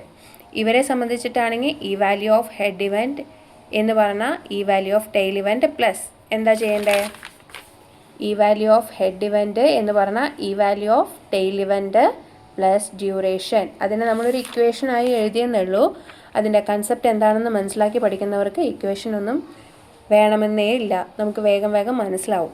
അതായത് ഇക്വേഷൻ നമുക്ക് ജസ്റ്റ് ഒരു മെമ്മറൈസ് ചെയ്യാൻ, നമ്മളൊരു കാര്യം എക്സാം പേപ്പറിൽ എഴുതുമ്പോൾ അതിനൊരു പ്രോപ്പർ സ്ട്രക്ചർ ഉണ്ടാവും. അതെന്താണ് എന്തിനാണെന്ന് മനസ്സിലാക്കി പഠിക്കുമ്പോൾ നമുക്കത് വേഗം മെമ്മറൈസ് ചെയ്യാൻ പറ്റും. ഓക്കെ, അപ്പോൾ E value of tail event plus duration ചെയ്താൽ E value of head event കിട്ടും. അതുപോലെ തന്നെ ഇവിടെ നോക്കുമ്പോൾ 2 to 3 നോക്കുമ്പോൾ E value of head event is equal to E value of tail event plus duration. 6 + 8 14. ഇനി പറയുന്നത് എന്താണ്? മെർജ് ഇവൻറ്റിൻ്റെ കേസ്. Okay, in case of merge event that is 2 or more E values for an event. അങ്ങനെയുള്ള situation നമുക്ക് അവിടെ എന്താ വന്നത്? ഒന്നിൽ 16 വന്നു, ഒന്നിൽ 36 വന്നു അല്ലേ? നമുക്കിവിടെ വന്നത് ഏതൊക്കെയായിരുന്നു? ഒന്ന് 36 വന്നു, ഒന്ന് 20 വന്നു. ഓക്കെ, ഒന്നിൽ 20 അല്ലെങ്കിൽ 36, എന്നിട്ട് വി ചൂസ് 36 അല്ലേ? അങ്ങനെ വരുന്ന സിറ്റുവേഷനിൽ സെലക്ട് ദ ഹയസ്റ്റ്. ഇത് ജസ്റ്റ് ഒരു നോട്ട്. നമുക്ക് എപ്പോഴും ഒരു ആദ്യത്തെ പ്രോബ്ലംസ് അല്ലെങ്കിൽ നമുക്ക് എന്തെങ്കിലും ഒരു ഡിഫറെൻ്റ് ആയിട്ടുള്ള പ്രോബ്ലംസ് വരുമ്പോൾ അതിൻ്റെ ഒരു കംപ്ലീറ്റ് നോട്ട് എഴുതി വെക്കുന്നത് നന്നായിരിക്കും. കാരണം നമുക്കത് പറഞ്ഞു തരുന്ന സിറ്റുവേഷൻസെല്ലാം നമുക്കെല്ലാം പ്രോപ്പറായിട്ട് മനസ്സിലാവും. പക്ഷെ ഈ വിഷയം കഴിഞ്ഞ് വേറെ വിഷയം എടുക്കുന്ന സമയത്ത് അല്ലെങ്കിൽ ഒരു 2-3 ദിവസം ഈ വിഷയം കഴിഞ്ഞ് വേറെ വിഷയം എടുക്കണമെന്നില്ല, ഈ ഒരു ചാപ്റ്റർ കഴിഞ്ഞ് വേറെ ചാപ്റ്റർ എടുക്കുന്ന സമയത്ത് തന്നെ നമുക്ക് എന്താവും? ഇതൊക്കെ നമ്മുടെ തലയിൽ നിന്ന് മാഞ്ഞു പോകും. പിന്നീട് നോക്കുമ്പോൾ ഇതൊന്നും എന്താ ഏതാണെന്ന് തന്നെ മനസ്സിലാവില്ല. ഓക്കെ, അപ്പോൾ അതുകൊണ്ട് ഒരു കംപ്ലീറ്റ് നോട്ട് എല്ലാത്തിനും പ്രിപ്പയർ ചെയ്യുന്നത് നല്ലതായിരിക്കും. നമ്മൾ നേരത്തെ കണ്ടുപിടിച്ചത് ഏർലിയർ സ്റ്റാർട്ട് ടൈം ആണെന്നുണ്ടെങ്കിൽ ഇനി നമ്മൾ കണ്ടുപിടിക്കാൻ പോകുന്നത് ലേറ്റസ്റ്റ് ഫിനിഷ് ടൈം എന്നുള്ളതാണ്. അതായത് LFT എന്ന് പറയും. നമ്മൾ നേരത്തെ കണ്ടുപിടിച്ച് EST എന്നുള്ള ഒരെണ്ണമാണെങ്കിൽ നമ്മളിപ്പോൾ കണ്ടുപിടിക്കാൻ പോകുന്നത് LST ആണ്. ഓക്കെ, അപ്പോൾ ലേറ്റസ്റ്റ് ഫിനിഷ് ടൈം എന്ന് പറഞ്ഞു കഴിഞ്ഞാൽ നമ്മളിപ്പോൾ ഒരു പ്രൊജക്റ്റ് തീരുമാനിച്ചിരിക്കുന്ന അല്ലെങ്കിൽ ഒരു ടെൻഡർ എടുക്കുന്ന അല്ലെങ്കിൽ ഒരു ജോബ് എടുക്കുന്നത് ഒരു ഡേറ്റിൽ തീരാൻ വേണ്ടിയിട്ടായിരിക്കും. ഓക്കെ, അതായത് എത്രയൊക്കെ പോയാലും അത് ഇന്ന ഡേറ്റിന് നമുക്ക് ഫിനിഷ് ചെയ്ത് കൊടുക്കേണ്ടി വരും. നോർമലി നമുക്ക് എന്താ പറയുക, സ്റ്റിച്ച് ചെയ്യാൻ കൊടുക്കുന്നത് നമ്മൾ ഇന്ന ഡേറ്റിന് തരണം എന്ന് പറയുമ്പോൾ പക്ക നമ്മൾ എന്ത് ചെയ്യണം? ആ ഡേറ്റിനെ തന്നെ കൊടുക്കണം. അങ്ങോട്ടും ഇങ്ങോട്ടും ശരിക്കും നീക്കാൻ പാടില്ല. അത് നമ്മുടെ ക്രെഡിബിലിറ്റിനെ ബാധിക്കും. അപ്പോൾ എന്ത് ചെയ്യണം? ഇവിടെ നമ്മൾ LST എന്ന് പറയുന്നത് ബാക്കിൽ നിന്ന്, അതായത് നമ്മളിവിടെ പറഞ്ഞു ഫോർവേഡ് പാസ് പ്രൊസീജിയർ എന്ന് പറഞ്ഞിട്ട് വെച്ച് കണ്ടെങ്കിൽ നമ്മൾ ബാക്ക്വേർഡ് പാസ് പ്രൊസീജിയർ എന്ന് പറയുമ്പോൾ ബാക്കിൽ നിന്ന് ഫ്രണ്ടിലോട്ടാണ് വരുന്നത്, അതായത് തിരിച്ചാണ് വരുന്നത്. ഓക്കെ, അപ്പോൾ നമ്മൾ എവിടെ നിന്ന് സ്റ്റാർട്ട് ചെയ്യും? ഏറ്റവും ലാസ്റ്റ് ഇവൻറ്റിൽ നിന്ന് സ്റ്റാർട്ട് ചെയ്യും. അപ്പോൾ 6th ഇവൻറ്റിനെ സംബന്ധിച്ച് L എന്ന് പറയുന്നത് എന്തായിരിക്കും? Same as EST.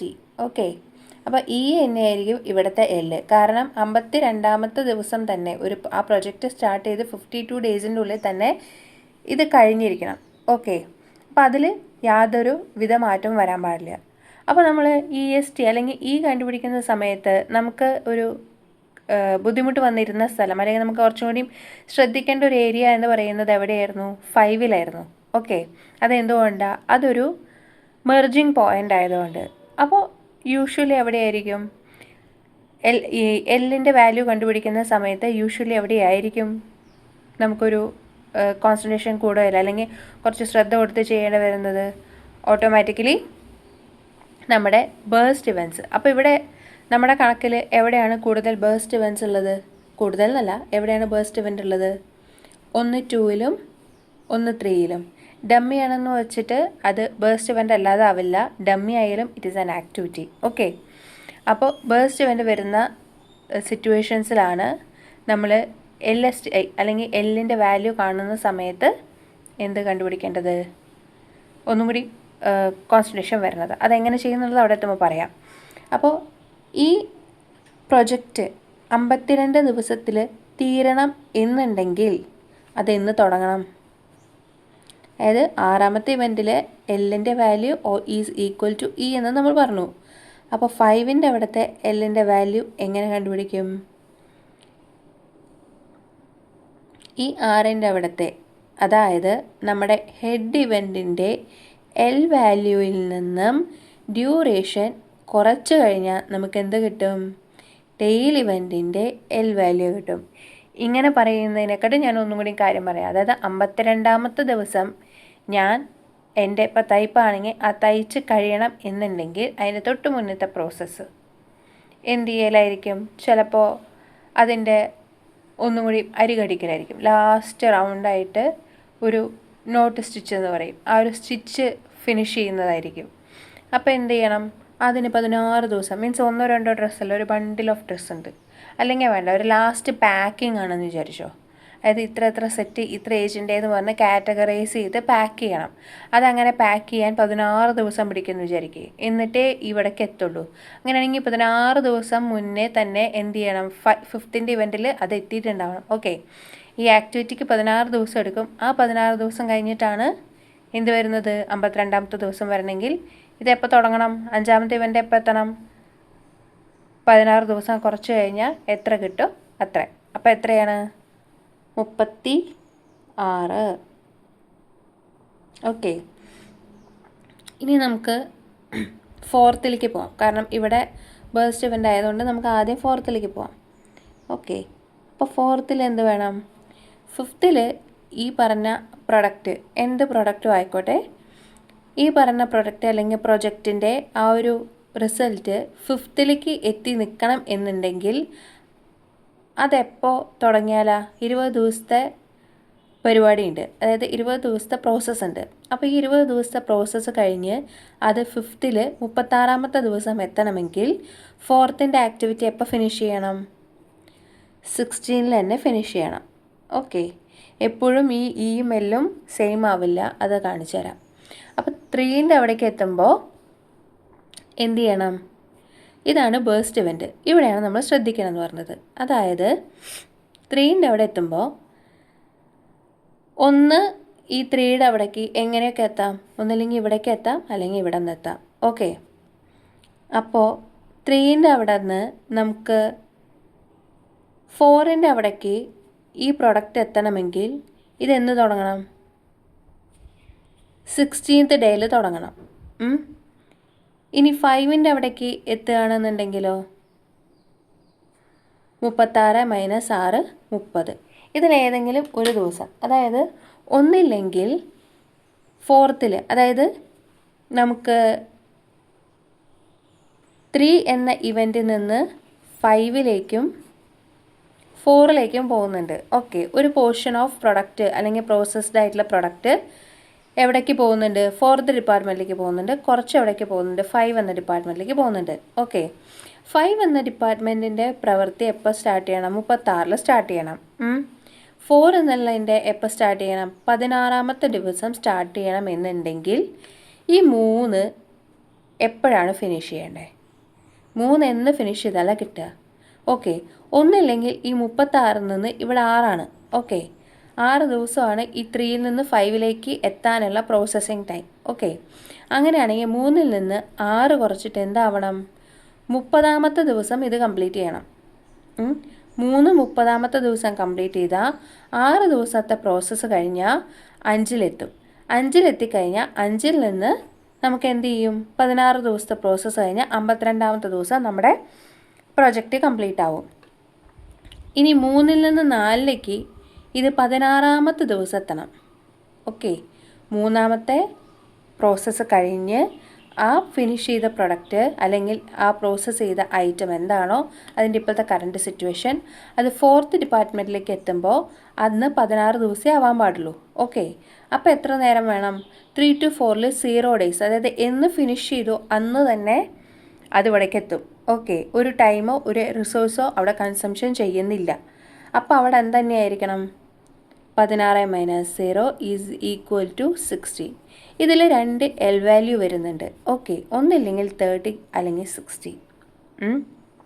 അങ്ങനെ ആവുമ്പോൾ ഇതിലേത് ചൂസ് ചെയ്യും? അപ്പോൾ നേരത്തെ നമുക്കറിയാം നമ്മൾ ഹയസ്റ്റ് ചൂസ് ചെയ്തുകൊണ്ട് ഒരു കോമൺ സെൻസിൽ പറയാം നമുക്ക് എന്ത് ചെയ്യണം? ലോവസ്റ്റ് ചൂസ് ചെയ്യണം എന്ന് പറയാം. പക്ഷെ അതിൻ്റെ റീസൺ എന്താ? കാരണം ഇവിടെ ചോദ്യം എന്താണ്? 3ാമത്തെ നമ്മൾ എന്ന് ഫിനിഷ് ചെയ്യണം എന്നുള്ളതാണ് ചോദ്യം. ഓക്കെ, അപ്പോൾ 30ാമത്തെ ദിവസം, അതായത് പ്രൊജക്റ്റ് സ്റ്റാർട്ട് ചെയ്തിട്ട് ഓരോ ആക്ടിവിറ്റിയും കഴിഞ്ഞ് 30ാമത്തെ ദിവസമാണ് നമ്മുടെ 3 എന്ന് പറഞ്ഞ ഇവൻറ്റ് ഫിനിഷ് ആവുന്നത് എന്നുണ്ടെങ്കിൽ പിന്നെ അവിടെ നിന്ന് 3 to 5 എന്നുള്ള പ്രോസസ്സിലേക്ക് പോകുന്നത് 6 ദിവസം 36, ഇവിടെ നിന്ന് 16, 52. ഈ ഒരു റൂട്ട് കറക്റ്റായിരിക്കും. പക്ഷേ ഈ 30ാമത്തെ ദിവസം പ്രോസസ്സ് ചെയ്ത് കഴിഞ്ഞ് അന്ന് തന്നെ അത് 4ത്തിലേക്ക് എത്തും. 4ത്തിലേക്ക് എത്തുമ്പോൾ അന്ന് എത്രയാണ് ഡേറ്റ്? 30. ഓക്കെ, ഡേറ്റ് അല്ല, അന്ന് 30ാമത്തെ ദിവസമാണ്. ഓക്കെ, 30ാമത്തെ ദിവസം 4ത്തിലെത്തിയാൽ അവിടെ 20 ദിവസത്തെ പരിപാടിയുണ്ട്. അപ്പോൾ എന്ത് ചെയ്യും? 5ലെത്തുന്നത് 36ന് പകരം എന്നായിരിക്കും? 50ാമത്തെ ദിവസമായിരിക്കും. ഓക്കെ, 50 ദിവസത്തിൽ 5ാമത്തെ ഇവൻറ്റിലെത്തിയ സംഭവം 16 ദിവസത്തെ പ്രോസസ്സ് കഴിഞ്ഞിട്ട് എത്രയായിരിക്കും? 66ലെ ഫിനിഷ് ചെയ്യുള്ളൂ. അതായത് 52 എന്ന് പറഞ്ഞത് എത്രയായിട്ട് മാറും? 66 ഡേയ്സ് ആയിരിക്കും നമുക്കത് പ്രൊജക്റ്റ് കംപ്ലീറ്റ് ചെയ്യാൻ എടുക്കുന്നത്. ഓക്കെ, അപ്പോൾ നമ്മുടെ ഈ കണക്കുകളൊക്കെ തെറ്റും. അപ്പോൾ എന്ന് തന്നെ 3 ഫിനിഷ് ചെയ്യണം, നിർബന്ധമായിട്ടും എന്ന് നമ്മുടെ 3ാമത്തെ ഇവൻറ്റ് ഫിനിഷ് ചെയ്യണം. അതായത് 3ാമത്തെ ഇവൻറ്റിൻ്റെ എൽ വാല്യൂ എന്ന് പറയുന്നത് നമ്മൾ എന്ത് ചൂസ് ചെയ്യണം? 16 ചൂസ് ചെയ്യണം. അതായത് 30 അല്ലെങ്കിൽ 16 ചൂസ് ചെയ്താൽ മാത്രമേ നമ്മുടെ പ്രൊജക്റ്റ് നമ്മൾ ഡിസയർ ചെയ്യുന്ന 52 എന്ന ദിവസത്തിൻ്റെ ഉള്ളിൽ നമുക്ക് തീർക്കാനായിട്ട് പറ്റുള്ളൂ. അങ്ങനെയാണെന്നുണ്ടെങ്കിൽ അതേപോലെ തന്നെയാണ് നമ്മുടെ 2ലെ എൽ വാല്യൂവിൻ്റെ കാര്യം. 2ലെ എൽ വാല്യൂവിൻ്റെ കാര്യം എന്താ? ഒന്നില്ലെങ്കിൽ നമുക്ക് 16 - 8, ഇപ്പോൾ ഏകദേശം മനസ്സിലായെന്ന് വിചാരിക്കുന്നു. 16ാമത്തെ ദിവസം നമുക്ക് ഈ ഇവൻറ്റ് കംപ്ലീറ്റ് ചെയ്യണമെങ്കിൽ 2 എപ്പോൾ ഫിനിഷ് ചെയ്ത് കഴിഞ്ഞിരിക്കണം? അങ്ങനെ ഇവിടെ 8 ദിവസത്തെ, അതായത് 2 ഫിനിഷ് ചെയ്ത് 8 ദിവസത്തെ, 2ൽ ആ ഇവൻറ്റ് എത്തി 8 ദിവസത്തെ പ്രോസസ്സ് കഴിഞ്ഞിട്ട് വേണം 3ലേക്ക് എത്താൻ. അപ്പോൾ 3ൽ പരിപാടി ഫിനിഷ് ചെയ്ത് എത്തണം എന്നുണ്ടെങ്കിൽ 16ാമത്തെ ദിവസം എത്തണമെങ്കിൽ ഇവിടെ 8ൽ തുടങ്ങണം. അതായത് ഇവിടെ ഐറ്റംസ് എപ്പോൾ എത്തണം? 8ാമത്തെ ദിവസം ഇവിടെ ഉണ്ടായിരിക്കണം, 2ൽ ഉണ്ടായിരിക്കണം. ഓക്കെ, അങ്ങനെയാണെങ്കിൽ ഇവിടെ നിന്ന് നോക്കുകയാണെങ്കിലോ ഇവിടെ 4ത്തിൽ 16ാമത്തെ ദിവസമാണ് എന്തുണ്ടാവേണ്ടത്? പ്രൊഡക്റ്റ് ഉണ്ടാവേണ്ടത്. അങ്ങനെയാണെങ്കിൽ 2ൽ നിന്ന് 4ത്തിലേക്ക് എത്താൻ 10 ദിവസം വേണം. ഇത് ജസ്റ്റ് ഒരു സിമ്പിൾ മാത്സ് അല്ലേ? അപ്പോൾ എന്താണ്? 16ാമത്തെ ദിവസം 10 ദിവസത്തെ പ്രോസസ്സ് കഴിഞ്ഞിട്ട് 16ാമത്തെ ദിവസം 4ാമത്തെ ഇവൻറ്റിൽ എത്തണമെങ്കിൽ 2ാമത്തെ ഇവൻറ്റിൽ എത്ര ദിവസം കൊണ്ട് നമ്മുടെ തീരണം പരിപാടി? 16 - 10 6. അപ്പോൾ എന്താണ്? 6, ഒന്നില്ലെങ്കിൽ 8 അല്ലെങ്കിൽ 6. നമ്മൾ ഏത് ചൂസ് ചെയ്യും? 8ാമത്തെ ദിവസം എത്തിയാൽ മതിയോ? 8ാമത്തെ ദിവസം എത്തിയാണെങ്കിൽ 10 ദിവസത്തെ പ്രോസസ്സ് കഴിഞ്ഞ് 16ാമത്തെ ദിവസം 4th പോയിന്റിൽ എത്തണതിന് പകരം എവിടെ എത്തുള്ളൂ? നമ്മൾ 18ന് എത്തുള്ളൂ. ഓക്കെ, അപ്പോൾ 18ന് എത്തിയാൽ എന്താവും? ടോട്ടൽ പ്രോസസ്സ് ഇവിടെ 18ന് എത്തിക്കഴിഞ്ഞാൽ ഇവിടെ 36ന് പകരം 38 ആവും, ഇവിടെ 52 പകരം 54. ആ 2 ദിവസത്തെ വ്യത്യാസം നമ്മുടെ റിസൾട്ടിലും കാണും. ഓക്കെ, അപ്പോൾ എന്ത് ചെയ്യും? നമ്മൾ ഈ സ്മോളസ്റ്റിനെ ചൂസ് ചെയ്യും. ഓക്കെ, അതാണ് 6. അപ്പോൾ ഓട്ടോമാറ്റിക്കലി എന്താവും? L value of starting event എന്താവും? 0. എങ്ങനെ? ഇത് 6ാമത്തെ ദിവസം തുടങ്ങണമെന്നുണ്ടെങ്കിൽ നമ്മൾ 6 ദിവസത്തെ പ്രോസസ്സിന് മുന്നുള്ളത് 0. ഓക്കെ, അപ്പോൾ ഈ വാല്യൂ എൽ വാല്യൂ സ്റ്റാർട്ടിങ്ങിലും 0 ആയിട്ട് വരും, എൻഡിൽ സെയിം ആയിട്ടും വരും. ഓക്കെ, ഒരുവിധം എന്നല്ല എല്ലാത്തിലും അങ്ങനെ തന്നെ ആയിരിക്കും ഉണ്ടാവുക. ഓക്കെ, ഇനി നമുക്കതിൻ്റെ ഒരു തിയറി എഴുതി വെച്ചത് ഒന്ന് വായിച്ചു നോക്കുകയാണെങ്കിൽ എന്തുണ്ടാവും? അപ്പോൾ ബാക്ക്വേർഡ് പാസ് പ്രൊസീജിയർ എന്നാണ് ആ പ്രൊസീജിയറിൻ്റെ പേര്.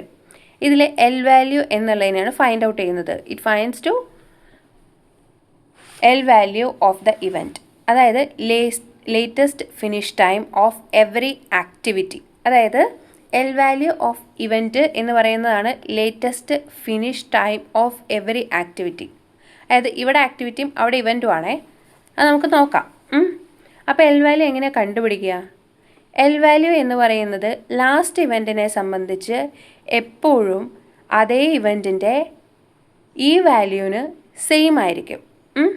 ബാക്കിയുള്ള ഇവൻറ്റുകളെ സംബന്ധിച്ച്, അതായത് ലാസ്റ്റ് ഇവൻ്റ് അല്ലാതെ അതിന് മുന്നുള്ള എല്ലാ ഇവൻറ്റിനെ സംബന്ധിച്ചിട്ടും എന്തായിരിക്കും L value? Generally L value of head event, ഹെഡും ടെയിലും ഇനി തെറ്റിപ്പോകരുത്, ശ്രദ്ധിക്കുക. അപ്പോൾ ഹെഡ് ഇവൻറ്റ് മൈനസ് ഡ്യൂറേഷൻ, അതായത് ഓരോന്നിൻ്റെയും ഹെഡ് ഇവൻറ്റ്, അതായത് ഇവിടുത്തെ ഹെഡ് ഇവൻറ്റ് അതിൻ്റെ ഡ്യൂറേഷൻ ലെസ് ചെയ്യുക ടെയിൽ ഇവൻറ്റ്. ഓക്കെ, അപ്പോൾ L value of tail event is equal to L value of head event minus duration. Okay, but in case of burst event, അതായത് ബാക്ക്വേർഡിൽ burst, അങ്ങനെ ശ്രദ്ധിച്ചു വെച്ചാൽ നമുക്ക് കുറച്ചും കൂടി ഓർമ്മ നിൽക്കും. ജസ്റ്റ് ഒരു ടെക്നിക്ക് എന്നുള്ള രീതിയിൽ, പക്ഷേ കൺസെപ്റ്റ് വെക്കുകയാണെങ്കിൽ കുറച്ചും കൂടി ക്ലിയർ ആയിട്ട് നമുക്ക് എല്ലാ കാലത്തേക്കും നിൽക്കും. ഓക്കെ, അപ്പോൾ if 2 or more L values വരികയാണെന്നുണ്ടെങ്കിൽ സെലക്ട് ദ ലോവസ്റ്റ് അല്ലെങ്കിൽ സ്മോളസ്റ്റ്, ഏത് രീതിയിൽ എഴുതിയാലും കുഴപ്പമില്ല. ഇനി നമുക്ക് LST കിട്ടി, LFT കിട്ടി, EST കിട്ടി. ഓക്കെ, അപ്പോൾ നമുക്ക് ഇങ്ങനൊരു ചാർട്ട് വരയ്ക്കാം. ചാർട്ട് വരച്ചിട്ട് അതിൽ നമുക്ക് എന്ത് ചെയ്യാം? Activity, duration, start EST LST, finish എന്ന് പറഞ്ഞിട്ട് EFT, അതായത് earliest finish time, latest finish time, earliest start time, latest start time. Okay, എന്നുള്ളത് എഴുതി ഇങ്ങനൊരു ചാർട്ട് ഉണ്ടാക്കി വയ്ക്കുക. അപ്പോൾ ഞാനത് കുറച്ചും കൂടി ടേബിൾ ഒന്ന് കറക്റ്റ് ആക്കിയിട്ടുണ്ട്. കാരണം ഏതെങ്കിലും ഒരു സംഭവം നമുക്ക് ഡയറക്റ്റായിട്ട് തോന്നിയില്ല, അല്ലെങ്കിൽ അതാത് ലൈനിൽ തോന്നിയില്ലെങ്കിൽ മനസ്സിലാവില്ല.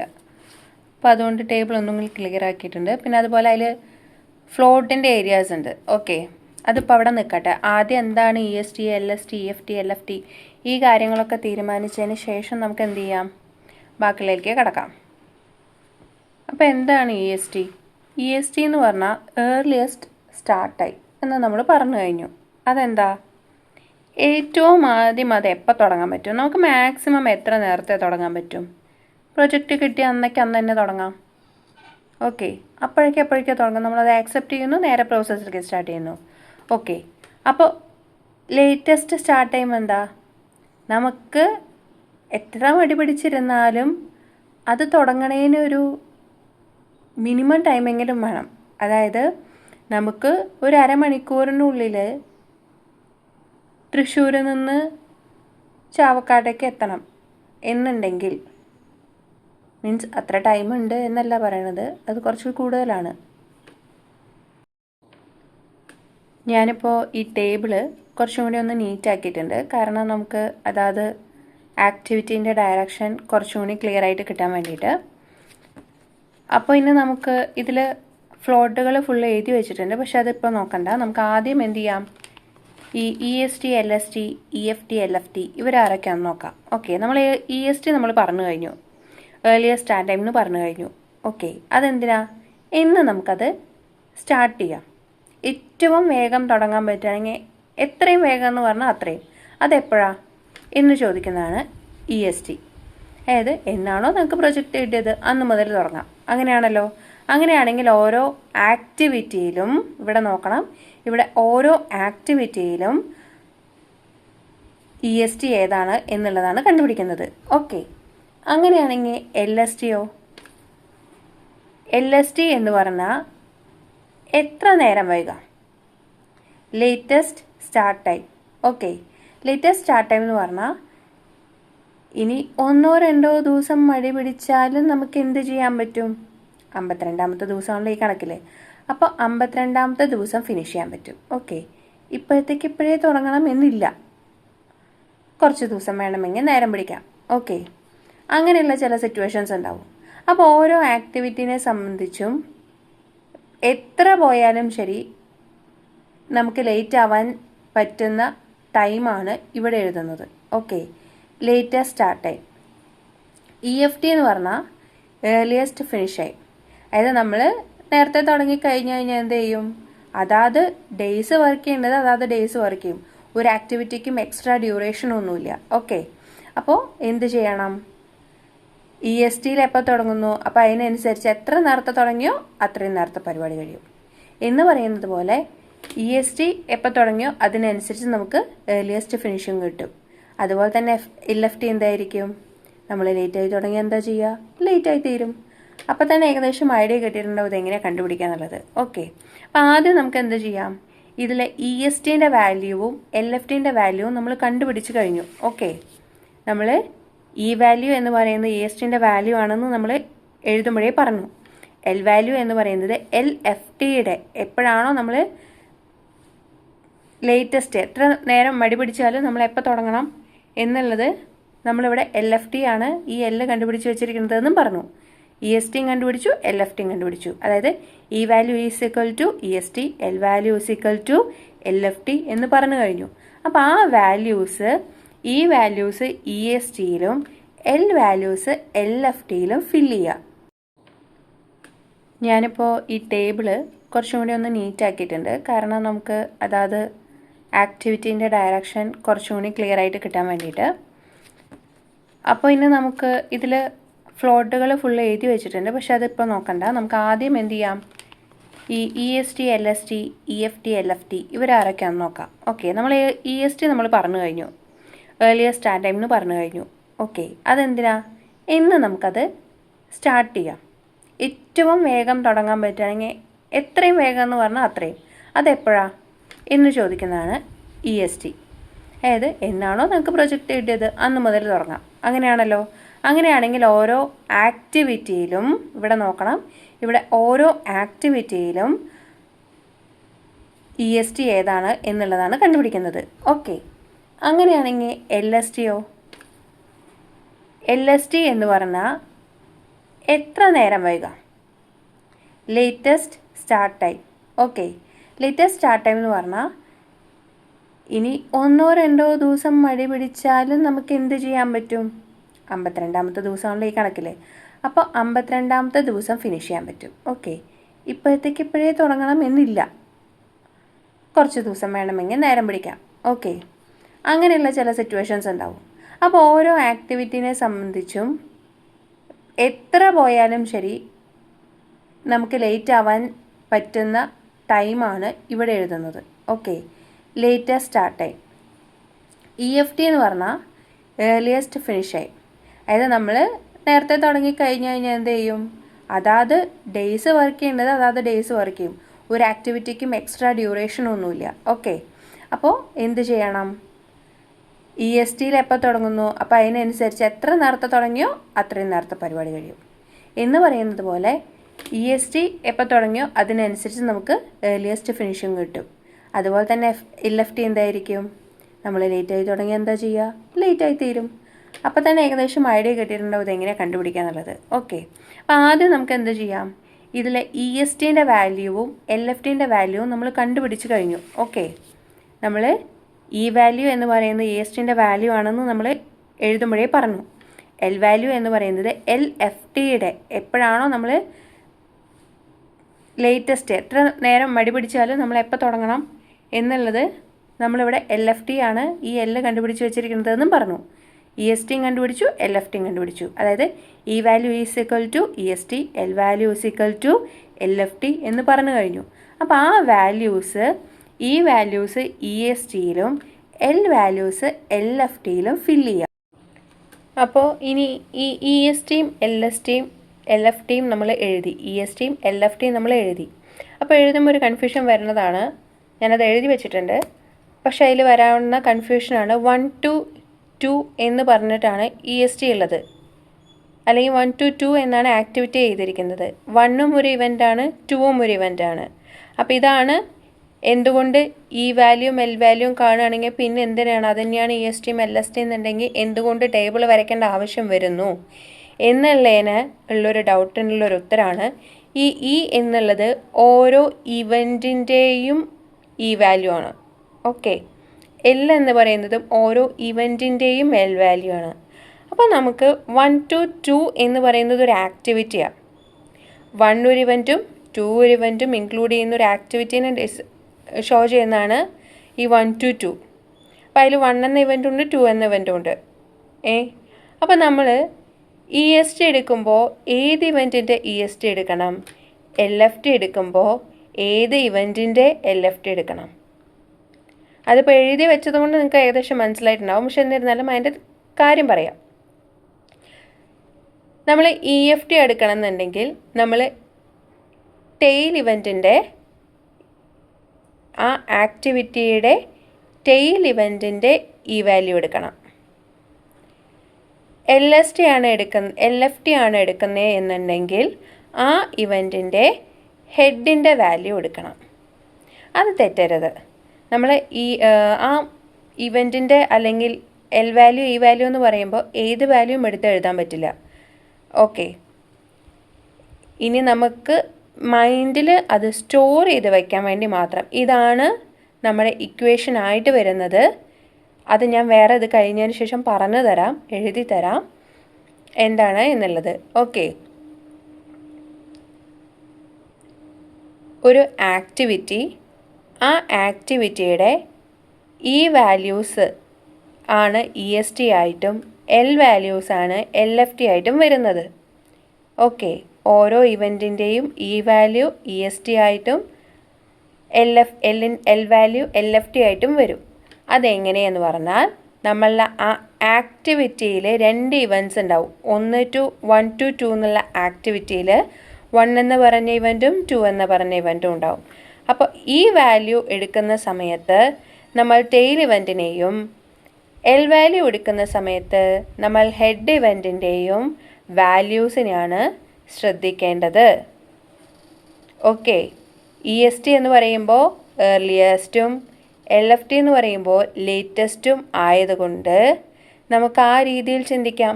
ഏർലിയസ്റ്റ് എന്ന് പറയുമ്പോൾ ആദ്യം വരുന്ന ഇവൻ്റ് ഒന്നെന്നും ലേറ്റസ്റ്റ് എന്ന് പറയുമ്പോൾ രണ്ടാമത് വരുന്നതല്ലേ. അങ്ങനെ ഇത് മനസ്സിൽ കണ്ടുവയ്ക്കാൻ വേണ്ടി മാത്രമാണ്. നമുക്കൊന്ന് ചിന്തിക്കുമ്പോൾ പെട്ടെന്ന് ആ പോയിൻറ്റ്സ് എടുത്ത് എഴുതുന്ന സമയത്ത്, എക്സാമിൻ്റെ ടൈമിൽ ആ പോയിൻ്റ് എടുത്ത് എഴുതുന്ന സമയത്ത് നമുക്കൊരു കൺഫ്യൂഷൻ വരും. ഹെഡ് ഇവൻ്റ് ആണോ അവിടെ ടെയിൽ ഇവൻ്റ് ആണോ, അത് ഇവിടെയാണോ ഹെഡ് ഇവൻ്റ് എടുക്കേണ്ടത് അവിടെയാണോ. നമുക്ക് LFTയിലും ELFTയിലും ചിലപ്പോൾ നമുക്ക് കൺഫ്യൂഷൻ വരുന്ന സമയത്ത് നമ്മൾ എന്ത് ഒന്ന് ആലോചിച്ചാൽ മതി. ഏർലിയസ്റ്റ്, അപ്പോൾ ഏർലിയസ്റ്റിൽ ടെയിലിൻ്റെ, ലേറ്റസ്റ്റിൽ ഹെഡിൻ്റെ. അതായത് ആദ്യം വരുന്നത് ആരാ? ഏർലിയസ്റ്റ്, ഒന്നാമത് നിൽക്കുന്ന ആൾ. അതാരാണ്? ഒരു ആക്ടിവിറ്റി വരയ്ക്കുമ്പോൾ ഇതാരായിട്ട് വരും? ടെയിൽ. അപ്പോൾ ലേറ്റസ്റ്റ് എന്ന് പറയുമ്പോൾ ആരായിട്ട് വരും? രണ്ടാമത് വരുന്ന ആരാണോ അയാൾ ലേറ്റസ്റ്റ്. അപ്പോൾ ഇതാരാണ്? Head event. ഇങ്ങനെയാണ് നമുക്കൊന്ന് ഓർത്ത് വെക്കാൻ വേണ്ടി മാത്രം, അതൊരു നോട്ടാക്കിയിട്ട് നമുക്ക് മനസ്സിലാവാൻ വേണ്ടിയിട്ട് വേണമെങ്കിൽ എഴുതി വയ്ക്കാം എന്ന് മാത്രം. കാരണം അത് ആ ലാസ്റ്റ് ടൈമിൽ ചില സമയത്ത് കൺഫ്യൂഷൻസ് വരും. എത്ര ശ്രദ്ധിച്ച് പഠിച്ചാലും ചിലപ്പോൾ ടെൻഷനല്ലേ വരും. അപ്പോൾ അതേ രീതിയിൽ നോക്കുകയാണെങ്കിൽ 2 to 3 എന്നുള്ളതിന് നമുക്ക് ഏതാണ് വരിക? 2 to 3 എന്നുള്ളതിൽ നമ്മൾ ഏതിൻ്റെ എടുക്കണം? EST എഴുതുന്ന സമയത്ത് ആരെ എടുക്കും? പറഞ്ഞു നോക്കൂ. EST എടുക്കുമ്പോൾ നമ്മൾ ടെയിൽ ഇവൻറ്റിൻ്റെ E വാല്യൂ എടുക്കും. LFTയിൽ 2 to 3യിൽ ഹെഡ് ഇവൻറ്റിൻ്റെ L വാല്യൂ എടുക്കും. അപ്പോൾ അങ്ങനെ തന്നെയല്ലേ എടുത്തിരിക്കണേ? 6ഉം 16ഉം. അതുപോലെ 2 to 3യിൽ 2 to 3 കഴിഞ്ഞു. 2 to 4 നമ്മൾ 6ഉം 16ഉം തന്നെ എടുത്തു. അത് അവരുടെ വാല്യൂ ആണ്. പിന്നെ 3 to 4 14ഉം 16ഉം, 3 to 5 14ഉം 36ഉം, 4 to 5 16ഉം 36ഉം, 5 to 6 ഇതേപോലെ 36ഉം 52ഉം. ഇനി നമുക്ക് LST ലേറ്റസ്റ്റ് സ്റ്റാർട്ട് ടൈം കണ്ടുപിടിക്കാൻ എന്താ? ലേറ്റായിട്ട് തുടങ്ങണമെങ്കിൽ അതുമായിട്ട് റിലേറ്റ് ചെയ്തത് ആരാ? ലേറ്റായിട്ട് ഫിനിഷ് ചെയ്യുന്ന ആൾ. അപ്പോൾ അവരെ കയറി പിടിക്കുക. ഓക്കെ, ലേറ്റസ്റ്റ് ഫിനിഷ് ചെയ്യണതിൻ്റെ കാര്യം പറയുമ്പോൾ നമ്മൾ ഏതാ ചെയ്യണം? ലേറ്റസ്റ്റ് ഫിനിഷ് ചെയ്യണമെങ്കിൽ എത്ര ലേറ്റായിട്ട് നമുക്ക് തുടങ്ങാം? അതായത് 6ാമത്തെ ദിവസമാണ് നമ്മുടെ എൻഡ് ഡേ എന്നുണ്ടെങ്കിൽ 6 ദിവസത്തെ പരിപാടി ഉണ്ട് അതെന്നുണ്ടെങ്കിൽ നമ്മൾ എന്നത് തുടങ്ങണം? ഇന്ന് തന്നെ തുടങ്ങണം. 16ാമത്തെ ദിവസം തീരണം, 8 ദിവസത്തെ പണിയുണ്ട്. അപ്പോൾ എന്ന് തുടങ്ങിയാൽ മതി നമുക്ക്? 16ൽ നിന്ന് 8 കുറച്ച് 8 ദിവസം കഴിഞ്ഞിട്ട് തുടങ്ങിയാലും മതി. ഓക്കെ, അപ്പോൾ നമ്മൾ പഠിക്കുന്നതിൻ്റെ കാര്യം തന്നെ ആലോചിച്ചാൽ മതി. ഓരോ ചാപ്റ്റർ ഓരോ ദിവസം വെച്ച് പഠിക്കുന്നു. 8 ചാപ്റ്റർ ഉണ്ട്. നിങ്ങളുടെ കയ്യിൽ 16 ദിവസം ഉണ്ടെങ്കിൽ നമ്മൾ എന്ത് വിചാരിക്കും? ഒരു ദിവസമേ ഒരു ചാപ്റ്റർ പഠിക്കേണ്ട ആവശ്യമുള്ളൂ. നമ്മൾ ഓട്ടോമാറ്റിക്കലി എന്ത് ചെയ്യും? 8 ദിവസം ഉഴപ്പും. എന്നിട്ട് ബാക്കിയുള്ള 8 ദിവസം പഠിക്കാനേ വിചാരിക്കുള്ളൂ. പൊതുവേ നോർമലി കുട്ടികൾ അങ്ങനെ ചിന്തിക്കുള്ളൂ. അപ്പോൾ നിങ്ങളുടെ കയ്യിൽ 16 ദിവസമുണ്ട്. 8 ദിവസം ചെയ്യാനുള്ള പരിപാടിയേ ഉള്ളൂ. നിങ്ങൾ ആദ്യത്തെ ദിവസം തന്നെ ചെയ്യണം എന്നുണ്ടെങ്കിൽ ചെയ്യാം. അല്ലെങ്കിൽ നമ്മൾ എത്ര മടി പിടിച്ചിരുന്നാലും നമ്മൾ എന്ന് തുടങ്ങിയിരിക്കണം മസ്റ്റായിട്ട്? 16 - 8 8 ദിവസത്തിൽ നമ്മളത് തുടങ്ങിയിരിക്കണം. ഓക്കെ, ഇനി അടുത്തത് 16ാമത്തെ ദിവസത്ത് തീരണം. എത്ര ദിവസത്തെ പണിയുണ്ട്? 10 ദിവസത്തെ പണിയുണ്ട്. അങ്ങനെയാണെങ്കിൽ നമുക്ക് മാക്സിമം എത്ര ദിവസം നമുക്ക് ഉഴപ്പാൻ പറ്റും? ചാൻസ് ഉണ്ട് 10 ദിവസം. അപ്പം നമ്മൾ എന്ന് തുടങ്ങണം? 6ാമത്തെ ദിവസമെങ്കിലും തുടങ്ങണം. ഓക്കെ, അതായത് നമുക്ക് ഈ 16, 36 അല്ലെങ്കിൽ 52 എന്ന് പറയുന്ന ദിവസങ്ങളിൽ തന്നെ തീരണം എന്നുണ്ടെങ്കിൽ എത്ര ദിവസം കഴിഞ്ഞിട്ടെങ്കിലും മിനിമം ഞാൻ എത്ര ദിവസം കഴിഞ്ഞാലെങ്കിലും തുടങ്ങണം? അതായത് 1-2 ദിവസം നമ്മൾ ഉഴപ്പിയാലും കുഴപ്പമില്ല എന്നുള്ള ചില ഏരിയാസ് ഉണ്ടോ എന്നുള്ളതാണ് ചോദിക്കുന്നത്. അപ്പോൾ 16ാമത്തെ ദിവസം തുടങ്ങണമെങ്കിൽ 2 to 4 എന്നുള്ള സംഭവം നമ്മൾ 6ാമത്തെ ദിവസമെങ്കിലും സ്റ്റാർട്ട് ചെയ്യണം. ഓക്കെ, അപ്പോൾ 3 to 4 എന്നുള്ളത് എപ്പോഴാണ് കഴിയേണ്ടത്? 16-ന്. 3 to 4 0. അപ്പോൾ എന്താ? 16 ദിവസം കഴിഞ്ഞിട്ട് തുടങ്ങിയാലും മതി. അപ്പോൾ 3 to 5 36 ഡേയ്സിൽ കംപ്ലീറ്റ് ചെയ്യണം. 6 ദിവസമാണ് നമുക്ക് പണി. അതായത് 6 ദിവസത്തെ വർക്കാണ് അല്ലെങ്കിൽ ആക്ടിവിറ്റിയാണ് അല്ലെങ്കിൽ പ്രോസസ്സാണ് അവിടെ ഉള്ളത്. അങ്ങനെയാണെങ്കിൽ എപ്പോൾ തുടങ്ങണം? 30ാമത്തെ ദിവസമെങ്കിലും തുടങ്ങണം. അപ്പോൾ ഇനി അടുത്തതാരാ? 36ാമത്തെ ദിവസം തന്നെ തീരണം. 36ൽ തീരണം. 20 ഡേയ്സിൻ്റെ വർക്ക് ഉണ്ട്. അങ്ങനെയാണെങ്കിൽ നമ്മൾ എന്ന് തുടങ്ങണം? 16ാമത്തെ ദിവസമെങ്കിലും തുടങ്ങണം. 52 ദിവസത്തിൽ തീരണം. 16 ദിവസത്തെ പണി. അങ്ങനെയാണെങ്കിൽ നമ്മൾ എപ്പോൾ തുടങ്ങണം? 36 ഡേയ്സിലെങ്കിലും തുടങ്ങണം.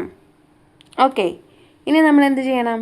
അതേപോലെ തന്നെ EFT എത്ര നേരത്തെ തുടങ്ങിയോ അത്രയും വേഗം നമ്മുടെ പണി കഴിയും. ഇതാണല്ലോ നമ്മൾ പറഞ്ഞിരുന്നത്. അങ്ങനെയാണെന്നുണ്ടെങ്കിൽ ഇന്ന് തുടങ്ങിയാൽ എന്ന് തീരും? ഇന്നൊരു പണി തുടങ്ങിയാൽ 6 ദിവസത്തെ പണിയാണുള്ളത്. അപ്പോൾ എന്ന് തീരും? 6ാമത്തെ ദിവസം തീരും. അതുപോലെ തന്നെ 6ാമത്തെ ദിവസം തുടങ്ങിയാൽ 8 ദിവസത്തെ പണിയുണ്ട്. എന്ന് തീരും? സിമ്പിൾ, 14 ദിവസത്തെ തീരും.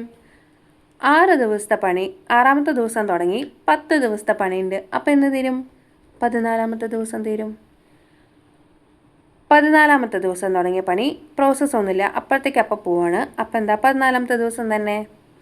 14ാമത്തെ ദിവസം തുടങ്ങിയ പണി 6 ദിവസത്തെ ഉണ്ട്. 14ാമത്തെ ദിവസം സ്റ്റാർട്ട് ചെയ്തു. 6 ദിവസത്തെ പ്രോസസ്സ് ഉണ്ട്. അപ്പോൾ എന്ന് തീരും? 20. ഇനി 16ാമത്തെ ദിവസം തുടങ്ങി 20 ദിവസത്തെ പ്രോസസ്സ് ഉണ്ട്. അപ്പോൾ എന്ന് തീരും? 36. 36ാമത്തെ ദിവസം തുടങ്ങി 16 ദിവസത്തെ പ്രോസസ്സ് ഉണ്ട്. അപ്പോൾ എന്ന് തീരും? 52.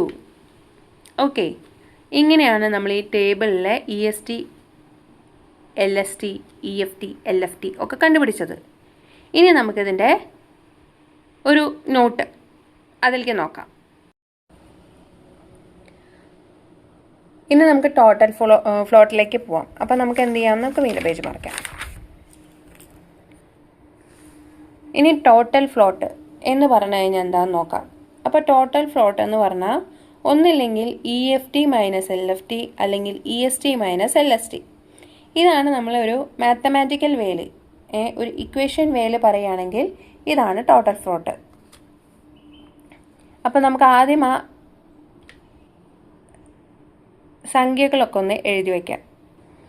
അതായത് ആറും തമ്മിലുള്ള വ്യത്യാസം 0, 14, 16, 2, 14, 16, 2, 14, 16, 2, 20, 36, 16, 36, 36, 0, 52, 52, 0. അതേപോലെ തന്നെ സെയിം കാൽക്കുലേഷനിൽ സെയിം റിസൾട്ട് തന്നെയായിരിക്കും ഇവർ തമ്മിലുള്ള ഡിഫറൻസ് എടുത്താലും വരിക. അപ്പോൾ എന്താണ് ഈ ടോട്ടൽ ഫ്ലോട്ട് എന്ന് ചോദിച്ചു കഴിഞ്ഞാൽ നമുക്കതിന് പറയാം, it indicates that how many days an activity can be postponed without affecting the project duration. എന്ന് പറഞ്ഞാൽ എന്താ, പ്രൊജക്റ്റിൻ്റെ ഡ്യൂറേഷൻ നമ്മളിവിടെ കണ്ടുപിടിച്ചാൽ എത്രയാ, 52. അപ്പോൾ നമുക്ക് 52 ദിവസത്തിൽ ഈ പറഞ്ഞ ഡേയ്സൊക്കെ നമ്മൾ ഇത്രയൊന്ന് ഈ ആക്ടിവിറ്റീസ് ലാഗ് ആക്കിയാലും നമ്മുടെ പ്രൊജക്റ്റ് 52ാമത്തെ ദിവസം തന്നെ കംപ്ലീറ്റ് ആവും എന്ന് പറയുന്നതാണ് ടോട്ടൽ ഫ്ലോട്ട്. അതായത് 2, 3 എന്ന് പറയുന്ന ആക്ടിവിറ്റി, 2 to 3 എന്ന് പറയുന്ന ആക്ടിവിറ്റി 2 ദിവസം ലേറ്റ് ആയാലും നമ്മുടെ പ്രൊജക്റ്റ് എന്ന് തന്നെ തീരും, 52ാമത്തെ ദിവസം തന്നെ തീരും. ഈ 2 ദിവസം നമുക്ക് എന്ത് ചെയ്യാം, ടോട്ടൽ ഫ്ലോട്ട് എന്ന് പറഞ്ഞു കഴിഞ്ഞാൽ നമുക്ക് എന്താ ഉദ്ദേശിച്ചത്, ഈ ടോട്ടൽ ഫ്ലോട്ടിൽ വാല്യൂ വരുന്ന അത്രയും ദിവസം നമുക്കത് ഇത്തിരി ലേറ്റ് ആയാലും പ്രശ്നമില്ല, നമ്മുടെ ടോട്ടൽ പ്രൊജക്റ്റ് 52 ഡേയ്സിൽ തന്നെ നമുക്ക് കംപ്ലീറ്റ് ചെയ്യാൻ പറ്റും. അതെങ്ങനെയാണെന്ന് നോക്കാം.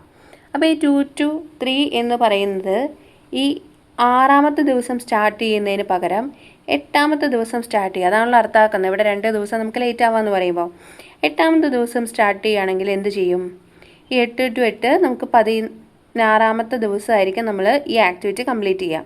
എന്നിട്ട് അത് 4ലേക്ക് പോകും. 4ലേക്ക് പോകുമ്പോൾ ഇവിടെ എന്താവും, നമ്മുടെ E എന്ന് പറയുന്നത് എന്തായിട്ട് തന്നെ നിൽക്കും, 16 + 0 16 ആയിട്ട് തന്നെ നിൽക്കും. അവിടെ നിന്ന് 20 ദിവസം കൂടുമ്പോൾ 5th ഇവൻ്റ് എത്തുന്നത് 36. 36 എന്ന് 16 കൂട്ടുമ്പോൾ 52ാമത്തെ ദിവസം തന്നെ നമ്മളത് കംപ്ലീറ്റ് ചെയ്യും. ഓക്കെ, അപ്പോൾ ഇവിടെ 8 എന്ന് എഴുതിയത് കൊണ്ട് അത് ഇങ്ങോട്ടേക്ക് കൂട്ടുമ്പോൾ ഈ 2ന്ന് 8 + 10 കൂട്ടരുത്, കാരണം ഇത് 2 to 4 എന്ന ആക്ടിവിറ്റിയുടെയാണ്. ഇത് 2 എന്ന് പറയുന്നത് ഇവിടെ ഇവൻറ്റിൻ്റെ മാത്രമേ നമ്മൾ നോക്കിയിട്ടുള്ളൂ. ഓക്കെ, അപ്പോൾ എന്ത് ചെയ്യുക, 6ാമത്തെ ദിവസത്തിൽ നിന്ന് 2ലേക്ക് പോകുന്നത് 6ാമത്തെ ദിവസം തന്നെ പോവും. ഓക്കെ, 2 to 4 എന്ന് പറയുന്ന ആക്ടിവിറ്റി 6ാമത്തെ ദിവസം തന്നെ തുടങ്ങുന്നു. കാരണം അവിടെ നമുക്ക്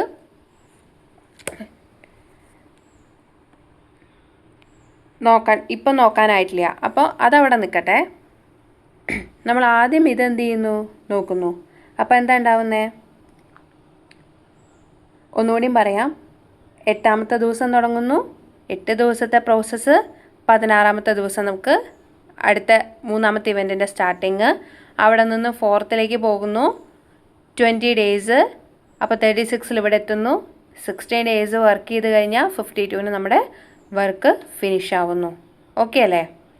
അപ്പോൾ നമുക്ക് എന്ത് ചെയ്യാം, ഈ രീതിയിൽ നമുക്ക് ഇപ്പുറത്ത് 3 to 4 എന്ന് പറയുന്നത് ഒരു ഡമ്മി ആക്ടിവിറ്റി. അപ്പോൾ അതിൻ്റെ വാല്യൂസും നമ്മൾ അതിനനുസരിച്ചിട്ടേ കണക്കാക്കേണ്ട ആവശ്യമുള്ളൂ. അതിപ്പോൾ ഡിസ്കസ് ചെയ്യുന്നില്ല. അപ്പോൾ 3 to 5 നമുക്ക് നോക്കി നോക്കാം. 16 ഡേയ്സാണ് അവർ കാണിക്കുന്നത്. ഓക്കെ, 3 to 5 എന്ന് പറയുന്ന പ്രോസസ്സിനെ നമുക്ക് എന്ത് ചെയ്യാം, 60 ഡേയ്സ് നമുക്ക് മാറ്റി വയ്ക്കാം എന്നാണ് പറയുന്നത്. അപ്പോൾ 16 ഡേയ്സ് മാറ്റി വയ്ക്കുക എന്ന് പറഞ്ഞാൽ എങ്ങനെയാണ്, നമ്മളിവിടെ 40 + 16, അതായത് ഇത് നേരത്തെ എഴുതിയതിൻ്റെ 16 ആണ്. അപ്പോൾ അത് മാറ്റിയിട്ട് നമുക്കൊന്നുകൂടി എഴുതാം. എന്നിരുന്നാലും 14 ഡേയ്സിൽ തുടങ്ങേണ്ട പരിപാടി നമുക്ക് 14 + 16 ചെയ്ത് കഴിഞ്ഞ് കഴിഞ്ഞാൽ എന്ത് ചെയ്യും, നമുക്കത് 30ാമത്തെ ദിവസം തുടങ്ങാം. ഓക്കെ, 14 + 16 30ാമത്തെ ദിവസം. 6 ദിവസത്തെ പ്രോസസ്സ് കഴിഞ്ഞാൽ നമുക്ക് 5-ലെത്താം. ഇത് 3 to 5ൻ്റെ ആക്ടിവിറ്റി 14-ാം തീയതി തുടങ്ങുന്നതിന് പകരം 30-ാം തീയതി തുടങ്ങിയാലും കുഴപ്പമില്ല. 6 ദിവസം പണിയെടുത്താൽ 36-ന് 5-ലെത്തി 5-ൽ 16 ദിവസം പണിയെടുത്താൽ പ്രോസസ്സ് ചെയ്ത് കഴിഞ്ഞാൽ നമുക്ക് എന്ത് ചെയ്യാം 52-ാമത്തെ ദിവസം പ്രൊജക്റ്റ് ഫിനിഷ് ചെയ്യാം. ഇത് 3 to 4-നെ ബാധിക്കുന്നതല്ല. കാരണം ഇവിടെ 30 അല്ലേ, അപ്പോൾ 30 + 0 ഇവിടെ എത്തുമ്പോൾ വീണ്ടും 30 ആവില്ലേ, ഈ 30 ആവില്ലേ എന്നൊന്നും ചിന്തിക്കരുത്. കാരണം ഇത് 3 to 5-ൻ്റെ ആക്ടിവിറ്റീനെ സൂചിപ്പിക്കുന്നതാണ്, ഇവൻറ്റിൻ്റെ അല്ല. 14-ാമത്തെ ദിവസം 3 ഇവൻറ്റിലെത്തുന്ന ഒരു പരിപാടി നമുക്കതിൻ്റെ ഒരു പോർഷൻ 4-ലേക്ക് 14-ാമത്തെ ദിവസം തന്നെ എത്തണമെന്ന് പറഞ്ഞാൽ, അല്ലെങ്കിൽ 16-ാമത്തെ ദിവസം എത്തണമെന്ന് പറഞ്ഞാൽ, ആ നേരത്തെ പറഞ്ഞ രീതിയിൽ അതിൻ്റെ പ്രോസസ്സിന് ഒരു വ്യത്യാസമില്ല. അതായത് അവിടെ നിന്ന് ഒരു കുറച്ച് പോർഷൻ 4-ലേക്ക് കൊടുത്തു, കുറച്ച് പോർഷൻ 5-ൻ്റെ പ്രോസസ്സിലേക്കും പോയി എന്നാണെങ്കിൽ 4-ലേക്ക് പോകേണ്ട പ്രോസസ്സിൽ പോകേണ്ട അല്ലെങ്കിൽ ഡിപ്പാർട്ട്മെൻറ്റിലേക്ക് പോകേണ്ട സാധനം 14th ഡേയിൽ തന്നെ പോയിരിക്കണം. പക്ഷേ 5, അതായത് 3 to 5 എന്നുള്ള ആക്ടിവിറ്റി കുറച്ച് ദിവസം അവിടെ വെച്ചാലും പ്രശ്നമില്ല. ഓക്കെ, അതാണ് ഉദ്ദേശിക്കുന്നത്. 3 to 5 എന്നുള്ള ആക്ടിവിറ്റി ചെയ്യേണ്ട ആൾക്കാർ അത് ചെയ്യാതെ കുറച്ച് ദിവസം അവിടെ നിർത്തിയാലും പ്രശ്നമില്ല. ഇപ്പോൾ ഒരു എക്സാമ്പിൾ പറയുകയാണെങ്കിൽ, ഒരു കാറ് അതിൻ്റെ ബോഡി നമ്മൾ പ്രിപ്പയർ ചെയ്ത് വെച്ചു. നമ്മൾ അതിൻ്റെ ഒരു ഔട്ടർ ആയിട്ടുള്ള സംഭവം നമ്മൾ പ്രിപ്പയർ ചെയ്തു, അതിന് ശേഷം അതിന് പെയിൻറ്റിങ് ഒക്കെ ചെയ്തു വെച്ചു. അതിനാകെ വേണ്ടി വരുന്ന 10 ദിവസമാണെന്ന് വിചാരിക്കുക. പക്ഷേ അതിൻ്റെ എൻജിൻ പ്രോസസ്സ്, അതിൻ്റെ ഇന്നർ നമ്മൾ കണക്ഷൻ കൊടുക്കൽ, കാര്യങ്ങൾ ഫുൾ വർക്കുകൾ ചെയ്യാൻ നമുക്കൊരു 10-35 ദിവസത്തിൻ്റെ ആവശ്യമുണ്ട്. അപ്പോൾ മറ്റേതിന് 10 ദിവസവും ഇതിന് 30 ദിവസമാണ് ആവശ്യമെന്ന് വിചാരിക്കുക. ബോഡി പെയിൻറ്റ് ചെയ്യാൻ കാര്യങ്ങൾക്കും 10 ദിവസം, ഇത് 30 ദിവസം. അപ്പോൾ ഈ ഫിറ്റിങ്ങിൻ്റെ അവിടേക്ക് എത്തുമ്പോൾ നമുക്ക് എന്ത് ചെയ്യാം? അപ്പോൾ ആദ്യം എന്ത് ചെയ്യണം? ഇവിടെ നിന്ന് ഇപ്പോൾ 2 ഡിപ്പാർട്ട്മെൻറ്റിലേക്കും എന്ത് പോകുന്നു? അതിൻ്റെ റോ മെറ്റീരിയൽസ് 2 ഡിപ്പാർട്ട്മെൻറ്റിലേക്ക് ഷെയർ ചെയ്ത് പോകുന്നു. ഓക്കെ, അപ്പോൾ 2 ഡിപ്പാർട്ട്മെൻറ്റിലേക്കും ഷെയർ ചെയ്ത് പോയിട്ട് ഇവിടെ നിന്നുള്ള ഈ പ്രോസസ്സ് നമുക്ക് എന്ന് തുടങ്ങിയാൽ മതി? 20 ദിവസം കഴിഞ്ഞിട്ട് തുടങ്ങിയാലും മതി. ആ ഡിപ്പാർട്ട്മെൻറ്റുകാർക്ക് കുറച്ച് ഫ്രീ ആയി അവർ കളിച്ചും ചിരിച്ച് ഒരു 10-20 ദിവസം ഇരിക്കുകയാണെങ്കിലും മാനേജർ അത് കൺസിഡർ ചെയ്യേണ്ട ആവശ്യമില്ല. ഓക്കെ, 20-ാമത്തെ ദിവസം അവർ സ്റ്റാർട്ട് ചെയ്തില്ലെങ്കിൽ മാത്രം പെയിൻറ്റിങ് ആ ബോഡി പ്രിപ്പയർ ചെയ്യുന്ന ആൾക്കാരോട് പറയുക, ഇനി നിങ്ങൾ തുടങ്ങിയില്ലെങ്കിൽ എന്തുണ്ടാവില്ല, 30-ാമത്തെ ദിവസം എൻജിൻ്റെയും അതിൻ്റെ ഇന്നർ വർക്കുകൾ ഫുള്ള് കംപ്ലീറ്റ് ചെയ്തിട്ട് അതിൻ്റെ ഫിറ്റ് ചെയ്യുക, അതിനെ ഫുള്ള് അസംബിൾ ചെയ്യുന്ന ടൈമിലേക്ക് ബോഡി അവിടേക്ക് എത്തില്ല. അപ്പം നമുക്ക് ടൈമിൽ പ്രൊജക്റ്റ് കൊണ്ടുകൊടുക്കാൻ പറ്റില്ല. പക്ഷേ ഈ 20 ദിവസം അവർ എന്തെങ്കിലും ചെയ്ത് കഴിഞ്ഞാലും കമ്പനിക്കോ അല്ലെങ്കിൽ അതിൻ്റെ സൂപ്പർവൈസറോ ഒന്നും പറയാൻ നിൽക്കില്ല. കാരണം അവരത്ര നേരം ലേറ്റ് ചെയ്താലും 10 ദിവസത്തെ പണിയുള്ളൂ. ആ 10-ാമത്തെ ദിവസം, ആ 20-ാമത്തെ ദിവസം അവർ സ്റ്റാർട്ട് ചെയ്താൽ 10 ദിവസം പണിയെടുത്താൽ കറക്റ്റ് ആ 30-ാമത്തെ ദിവസം എന്ത് ചെയ്യും? ഈ 4 to 5, അതായത് ആ പ്രോസസ്സ് ഇപ്പോൾ 30 ദിവസമാണെങ്കിൽ ആ 30 ദിവസം ഇവരിവിടെ എത്തുന്നതും ഇവരിവിടെ 10 ദിവസത്തെ പണി കഴിഞ്ഞ് എത്തുന്നതും കറക്റ്റായിരിക്കും. ഓക്കെ, ഇതിൻ്റെ സിമ്പിളിലല്ല പറയണം, ഞാൻ വേറെ വരച്ചിട്ടില്ല എന്ന് മാത്രം. ഈ ഒരു പിക്ചറിൽ ആ ഒരു നമ്പർ ഓഫ് ഡേയ്സ് വെച്ചിട്ടൊന്ന് ചിന്തിച്ച് കഴിഞ്ഞാൽ നമുക്ക് മനസ്സിലാവും. ഓക്കെ, അപ്പോൾ എന്ത് ചെയ്യാം? ഇവിടുത്തെ കേസ് പറയുന്നു അതാണ് 14-ാമത്തെ ദിവസം തുടങ്ങുന്ന ഈ പ്രോസസ്സ് 14-ാമത്തെ ദിവസം തുടങ്ങാതെ 16 ദിവസം നീട്ടി 30-ാമത്തെ ദിവസം തുടങ്ങിയാലും 6 ദിവസത്തെ പണിയല്ലേ ഉള്ളൂ. 36-ാമത്തെ ദിവസം 5-ാമത്തെ ഇവൻറ്റിലെത്തി അവിടെ നിന്ന് 5 to 6 എന്നുള്ള ആക്ടിവിറ്റി വർക്ക് ചെയ്ത് 52-ാമത്തെ ദിവസം തന്നെ നമുക്ക് എന്ത് ചെയ്യും? നമ്മുടെ പ്രൊജക്റ്റ് ഫിനിഷ് ചെയ്യാൻ സാധിക്കും. അതാണ് ടോട്ടൽ ഫ്ലോട്ട് പറഞ്ഞു തരുന്നത്. ഓക്കെ അല്ലേ? അപ്പം നമുക്കിനി ചെയ്യാനുള്ളത് ഫ്രീ ഫ്ലോട്ടും ഇൻഡിപെൻഡൻറ്റ് ഫ്ലോട്ടും കണ്ടുപിടിക്കാനുള്ള കാര്യമാണ്. അപ്പോൾ ഫ്രീ ഫ്ലോട്ട് എന്ന് പറയുന്നതിൻ്റെ ഇക്വേഷൻ എന്ന് പറയുന്നത് ടോട്ടൽ ഫ്ലോട്ട് നമ്മൾ ഓൾറെഡി കണ്ടുപിടിച്ചില്ല. അതായത് ഈ total float, free float, independent ഫ്ലോട്ടൊക്കെ നമ്മൾ ആ കാൽക്കുലേഷൻസ് കണക്റ്റഡ് ആണ്. അതായത് ടോട്ടൽ ഫ്ലോട്ട് കണ്ടുപിടിച്ചിട്ട് അതിൽ നിന്ന് നമ്മൾ കണ്ടുപിടിച്ചിരിക്കുന്ന ആക്ടിവിറ്റിയുടെ ഹെഡ് ഇവൻറ്റിൻ്റെ സ്ലാക്ക് എന്ന് പറയുന്നത് ഓരോ ഇവൻറ്റിൻ്റെയും ഹെഡ് ഇവൻറ്റ്, അതായത് ഇപ്പോൾ 1 to 2 ആണെങ്കിൽ ഹെഡ് ഇവൻറ്റ് 2 ആണ് വരുന്നത്. ആ 2ൻ്റെ സ്ലാക്ക് എന്ന് പറയുന്നത് അതിൻ്റെ ഇ വാല്യൂവും എൽ വാല്യൂവിൻ്റെയും ഡിഫറൻസ്.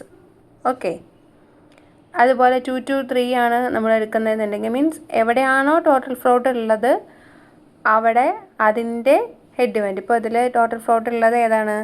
2 to 3. അപ്പോൾ 2 to 3യിൽ 2 ഉണ്ട്. അപ്പോൾ 2 ഉണ്ടെങ്കിൽ 2 to 3യുടെ ഹെഡ് ഇവൻറ്റ് 3. 3യുടെ ഹെഡ് ഇവൻറ്റിൻ്റെ സ്ലാക്ക് എന്ന് പറയുന്നത് ഇ വാല്യൂവിൻ്റെയും എൽ വാല്യൂവിൻ്റെയും ഡിഫറൻസ്. അതെത്രയാ? 2. അതിന് പോസിറ്റീവും മൈനസും പ്ലസും നോക്കേണ്ട ആവശ്യമില്ല. ജസ്റ്റ് ആ വേരിയേഷൻ മാത്രം എടുത്താൽ മതി. 2 എന്ന് മാത്രം എടുത്താൽ മതി. അപ്പോൾ ഈ 2ൽ നിന്ന് 2 മൈനസ് ചെയ്ത് കഴിഞ്ഞ് കഴിഞ്ഞാൽ 0. അപ്പോൾ നമ്മുടെ വാല്യൂ എന്താണ്? ഫ്രീ ഫ്ലോട്ട് എന്താണ്? 0. പിന്നെ ഈ ടോട്ടൽ ഫ്ലോട്ട് 0 ആയിടത്തൊക്കെ ഫ്രീ ഫ്ലോട്ടും ഇൻഡിപെൻഡൻറ്റ് ഫ്ലോട്ടും 0 ആയിരിക്കും. അതിനി ചെക്ക് ചെയ്യാൻ പോകേണ്ട ആവശ്യമില്ല. പിന്നെ അടുത്തത് ഏതാ? 3 to 4. 3 to 4ൻ്റെ ഹെഡ് 4, അതിൻ്റെ 0. അപ്പോൾ വീണ്ടും ഇതെന്താവും? 2n ആയി മാറും. അതായത് 2 മൈനസ് 0 2 ആയി മാറും. പിന്നെ അടുത്തത് 16 വരുന്നത് 3 to 5 എന്ന ഇവൻ്റാണ്. അപ്പോൾ അതിൻ്റെ ഹെഡ് ഇവൻ്റ് 5. 5ൻ്റെ ഇ ആൻഡ് എല്ലിൻ്റെ സ്ലാക്ക് 0. അപ്പോൾ എന്തായി? 16 തന്നെ. അതായത് 16 മൈനസ് സ്ലാക്ക് എത്രയാണ്? 0. അപ്പോൾ 16 തന്നെ. ഓക്കെ. അതുപോലെ ഇനി ഇൻഡിപെൻഡൻറ്റ് ഫ്ലോട്ട് എന്ന് പറഞ്ഞു കഴിഞ്ഞാൽ ഇക്വേഷൻ വേസ് നോക്കുകയാണെങ്കിൽ ഫ്രീ ഫ്ലോട്ട് കണ്ടുപിടിച്ചു. ഫ്രീ ഫ്ലോട്ടിൽ നമ്മൾ ഹെഡ് ഇവൻറ്റിൻ്റെ സ്ലാക്കാണ് എടുത്തെങ്കിൽ നമ്മൾ ഇൻഡിപെൻഡൻറ്റ് ഫ്ലോട്ടിൽ ഫ്രീ ഫ്ലോട്ട് മൈനസ് ടെയിൽ ഇവൻറ്റിൻ്റെ സ്ലാക്കാണ് എടുക്കുന്നത്. അപ്പോൾ ടെയിൽ ഇവൻ്റ് ഏതൊക്കെയാണ്? നമ്മൾ ഓൾറെഡി 0 ഇട്ട് വെച്ചു. അപ്പോൾ ഇവിടെ 0 ആയി കഴിഞ്ഞ് കഴിഞ്ഞാൽ ഉറപ്പായിട്ട് ഇപ്പുറത്തും 0 ഇടാം. ഓക്കെ. ഇപ്പോൾ രണ്ടാമത്തെ ഫ്രീ ഫ്ലോട്ടിൽ നമ്മൾ 0 ആയതിനൊക്കെ നമുക്ക് എവിടെയും 0 ഇടാം. ഇൻഡിപെൻഡൻറ്റ് ഫ്ലോട്ടിലും 0 ഇടാം. ഇനി നമുക്കിവിടെ എന്താണ്? 2 എന്ന് പറയുന്നത് 3 to 4ൻ്റെയാണ്. അപ്പോൾ 3 to 4ൻ്റെ ടെയിൽ ഇവൻ്റ് ഏതാ? 3. അതിൻ്റെ സ്ലാക്ക് എത്രയാണ്? 2. ഓക്കെ. അപ്പോൾ എന്തായി? ഇവിടെ 0. എന്താ? 2 മൈനസ് അവിടുത്തെ സ്ലാക്ക് എന്ന് പറയുന്നത് 2. അപ്പോൾ 0 ആയി. ഇനിയുള്ളത് നെക്സ്റ്റ് ഇവിടെ എന്താണ്? 3 to 5. 3 to 5 എന്ന് പറയുമ്പോൾ 16 ആണ് നമ്മുടെ അവിടുത്തെ ഫ്രീ ഫ്ലോട്ട്. ഫ്രീ ഫ്ലോട്ടിൽ സ്ലാക്ക് 2. ഈ വാല്യൂ അതായത് 3 to 5ലെ ടെയിൽ ഇവൻറ്റ് 3 ആണ്. 3യുടെ സ്ലാക്ക് എന്ന് പറയുന്നത് 16ൻ്റെയും 14ൻ്റെയും ഡിഫറൻസ് 2 ആണ്. അപ്പോൾ 16 2 മൈനസ് ചെയ്ത് കഴിഞ്ഞാൽ 14. ഇങ്ങനെയാണ് നമ്മൾ ഇൻഡിപെൻഡൻറ്റ് ഫ്ലോട്ടും ഫ്രീ ഫ്ലോട്ടും പഠിക്കുന്നത്. ഓക്കെ അല്ലേ? അതിൻ്റെ ഇക്വേഷനാണ് നമ്മളിവിടെ ഫുൾ ചെയ്തിരിക്കുന്നത്. ഇനി നമുക്ക് ഇതിൻ്റെ ക്രിട്ടിക്കൽ പാത്ത് എങ്ങനെയാണെന്ന് നോക്കാം. ഓക്കെ. ക്രിട്ടിക്കൽ പാത്ത് എന്ന് പറഞ്ഞു കഴിഞ്ഞാൽ ടോട്ടൽ ഫ്ലോ ഇല്ലേ? ടോട്ടൽ ഫ്ലോട്ട് 0 വരുന്നതായിരിക്കും നമ്മുടെ ക്രിട്ടിക്കൽ പാത്ത്. അതായത് ഇവിടെ 2 ദിവസം വൈകിയാൽ കുഴപ്പമില്ല, ഇവിടെ 2 ദിവസം വൈകിയാൽ കുഴപ്പമില്ല, ഇവിടെ 16 ദിവസം ലേറ്റ് ആയാലും കുഴപ്പമില്ല ആ ആക്ടിവിറ്റീസ്. പക്ഷെ ഇവിടെ ഉള്ള ഒരു ആക്ടിവിറ്റീസ് നമുക്ക് ഒരു ദിവസം പോലും അര ദിവസം പോലും നമുക്ക് എന്ത് ചെയ്യാൻ പറ്റില്ല? ഒരടി പോലും ആ ടൈമിൽ നിന്ന് നമുക്ക് ഡ്യൂറേഷൻ ചേഞ്ച് ചെയ്യാൻ പറ്റില്ല. അതുകൊണ്ട് അത് ക്രിട്ടിക്കലായിട്ടുള്ള പാത്താണ്. അതായത് 1 to 2 എന്നുള്ളത് ക്രിട്ടിക്കൽ പാത്താണ്, 2 to 4 എന്നുള്ളത് ക്രിട്ടിക്കൽ പാത്താണ്, 4 to 5 5 to 6 എന്നുള്ളത് ക്രിട്ടിക്കൽ പാത്താണ്. അപ്പോൾ അതെങ്ങനെയാണ് പറഞ്ഞത്? 1 to 2, പിന്നെ 2 to 4, 4 to 5, 5 to 6. അത് കൃത്യമായിട്ടൊരു പാത്തായിട്ട് വന്നു. അപ്പോൾ ഇത് ടോട്ടൽ ചെയ്ത് നോക്കുമ്പോൾ 6 10 16 20 36 16 52 അത് കൃത്യമായിട്ട് വന്നു. അപ്പോൾ ഇങ്ങനെയാണ് നമ്മൾ ടോട്ടൽ ഫ്ലോട്ട് 0 ആയിട്ട് വരുന്ന ആൾക്കാരെ മൊത്തം നമുക്ക് അങ്ങനെ എഴുതാം. അപ്പോൾ എന്തായിരുന്നു? 1 to 2, 2 to 4, 4 to 5, 5 to 6. അതന്നെയല്ലേ? അപ്പോൾ അതിൻ്റെ ടോട്ടൽ ഡ്യൂറേഷൻ എത്രയാണ് വരുന്നത്? 52. ഇതിനെ നമുക്ക് വേറെ രീതിയിൽ കാണാൻ പറ്റും എന്നുള്ളതാണ് ഇനി ഉള്ളൊരു കാര്യം. ഇത് കണ്ടുപിടിക്കാൻ കൂടിയാണ് നമ്മൾ ഇത് വരയ്ക്കുന്നത്. ഈ ഫുൾ ടേബിൾ വരയ്ക്കുന്നതിൻ്റെ ഒരു കാര്യം, അതായത് ഈ ടോട്ടൽ ഫ്ലോട്ട് കണ്ടുപിടിക്കുന്നതിൻ്റെ ഒരു റീസൺ എന്ന് പറയുന്നത് ഏതൊക്കെ ആക്ടിവിറ്റീസ് എത്ര ദിവസം ഡിലേ ആക്കാൻ നമ്മളെ കൊണ്ട് സാധിക്കുമെന്നുള്ളത് കണ്ടുപിടിക്കുക, ക്രിട്ടിക്കൽ പാത്ത് ഏതാണെന്ന് കണ്ടുപിടിക്കുക. അപ്പോൾ നമുക്കിനി ഇത് വേറെ ഏതെങ്കിലും രീതിയിൽ കണ്ടുപിടിക്കാൻ പറ്റുമെന്ന് പറഞ്ഞില്ലേ? അതെങ്ങനെയാണ്? നമുക്ക് ഉള്ള എല്ലാ പാത്തും എഴുതി വയ്ക്കുക. ഏതിൽ കൂടെയൊക്കെ പോവാം? ഈ ബേസ്റ്റ് ഇവൻ്റ് വരുമ്പോഴാണ് നമുക്കൊന്ന് ശ്രദ്ധിച്ചാൽ എത്ര പ്രാവശ്യം കിട്ടും നോക്കാം. 1 to 2, 2 to 3, 3 to 5, 5 to 6. അപ്പോൾ ഈ 2, 3 ആണല്ലോ നമ്മുടെ ബേസ്റ്റ് ഇവൻ്റ്. അപ്പോൾ 2ൻ്റെ ഒരു ബേസ്റ്റിൻ്റെ ശൈലി കൂടെ പോയി. ഇനി രണ്ടാമത്തെ ആക്ടിവിറ്റിയിൽ കൂടെ പോവേ. ഇനി 1 to 2, 2 to 4, 4 to 5, 5 to 6. ഇനി ഏതാ ബേസ്റ്റ് ഇവൻ്റ്? 3. 3യുടെ 6 നമ്മൾ യൂസ് ചെയ്തു. ഇനി ഇത് വെച്ചിട്ട് 1 to 2, 2 to 3, 3 to 4, 4 to 5, 5 to 6. ഇങ്ങനെ നമുക്ക് 3 വഴികളാണ് നമ്മുടെ കയ്യിലുള്ളത്. 1, 2, 3. ഈ 3 ലൈൻസ് നമ്മൾക്ക് എഴുതി വയ്ക്കണം. അതാദ്യം എഴുതി വയ്ക്കാം. അത് ഏതൊക്കെയായിരുന്നു ആ path? 1 to 2, 2 to 3, 3 to 5, 5 to 6. ഇനി next 1 to 2, 2 to 3, 3 to 4, 4 to 5, 5 to 6. ഇനിയുള്ള പാത്ത് നമ്മൾ ഓൾറെഡി എഴുതി കഴിഞ്ഞു. അതാണ് ക്രിട്ടിക്കൽ പാത്ത് എന്ന് കണ്ടുപിടിച്ച് കഴിഞ്ഞതാണ്. 1 to 2, 2 to 4, 4 to 5, 5 to 6. Okay, അപ്പോൾ ഇതിൻ്റെ ഡ്യൂറേഷൻ എത്രയാണെന്ന് കണ്ടുപിടിക്കാം. എങ്ങനെ ഡ്യൂറേഷൻ കണ്ടുപിടിക്കുക? എല്ലാത്തിൻ്റെ ഡ്യൂറേഷൻ കൂടിയിട്ട് ആഡ് ചെയ്യുക. 1 to 2ൻ്റെ 6 plus 2 to 3ൻ്റെ 8 plus 3 to 5ൻ്റെ 6 plus 16. അതേപോലെ ഇവിടെ എത്രയാണ്?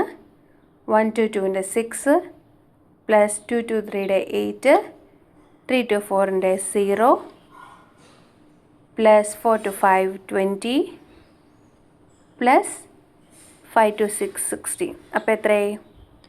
14, 20, 36. 8 6 14, 20, 36. ഇവിടെ എത്രയായി?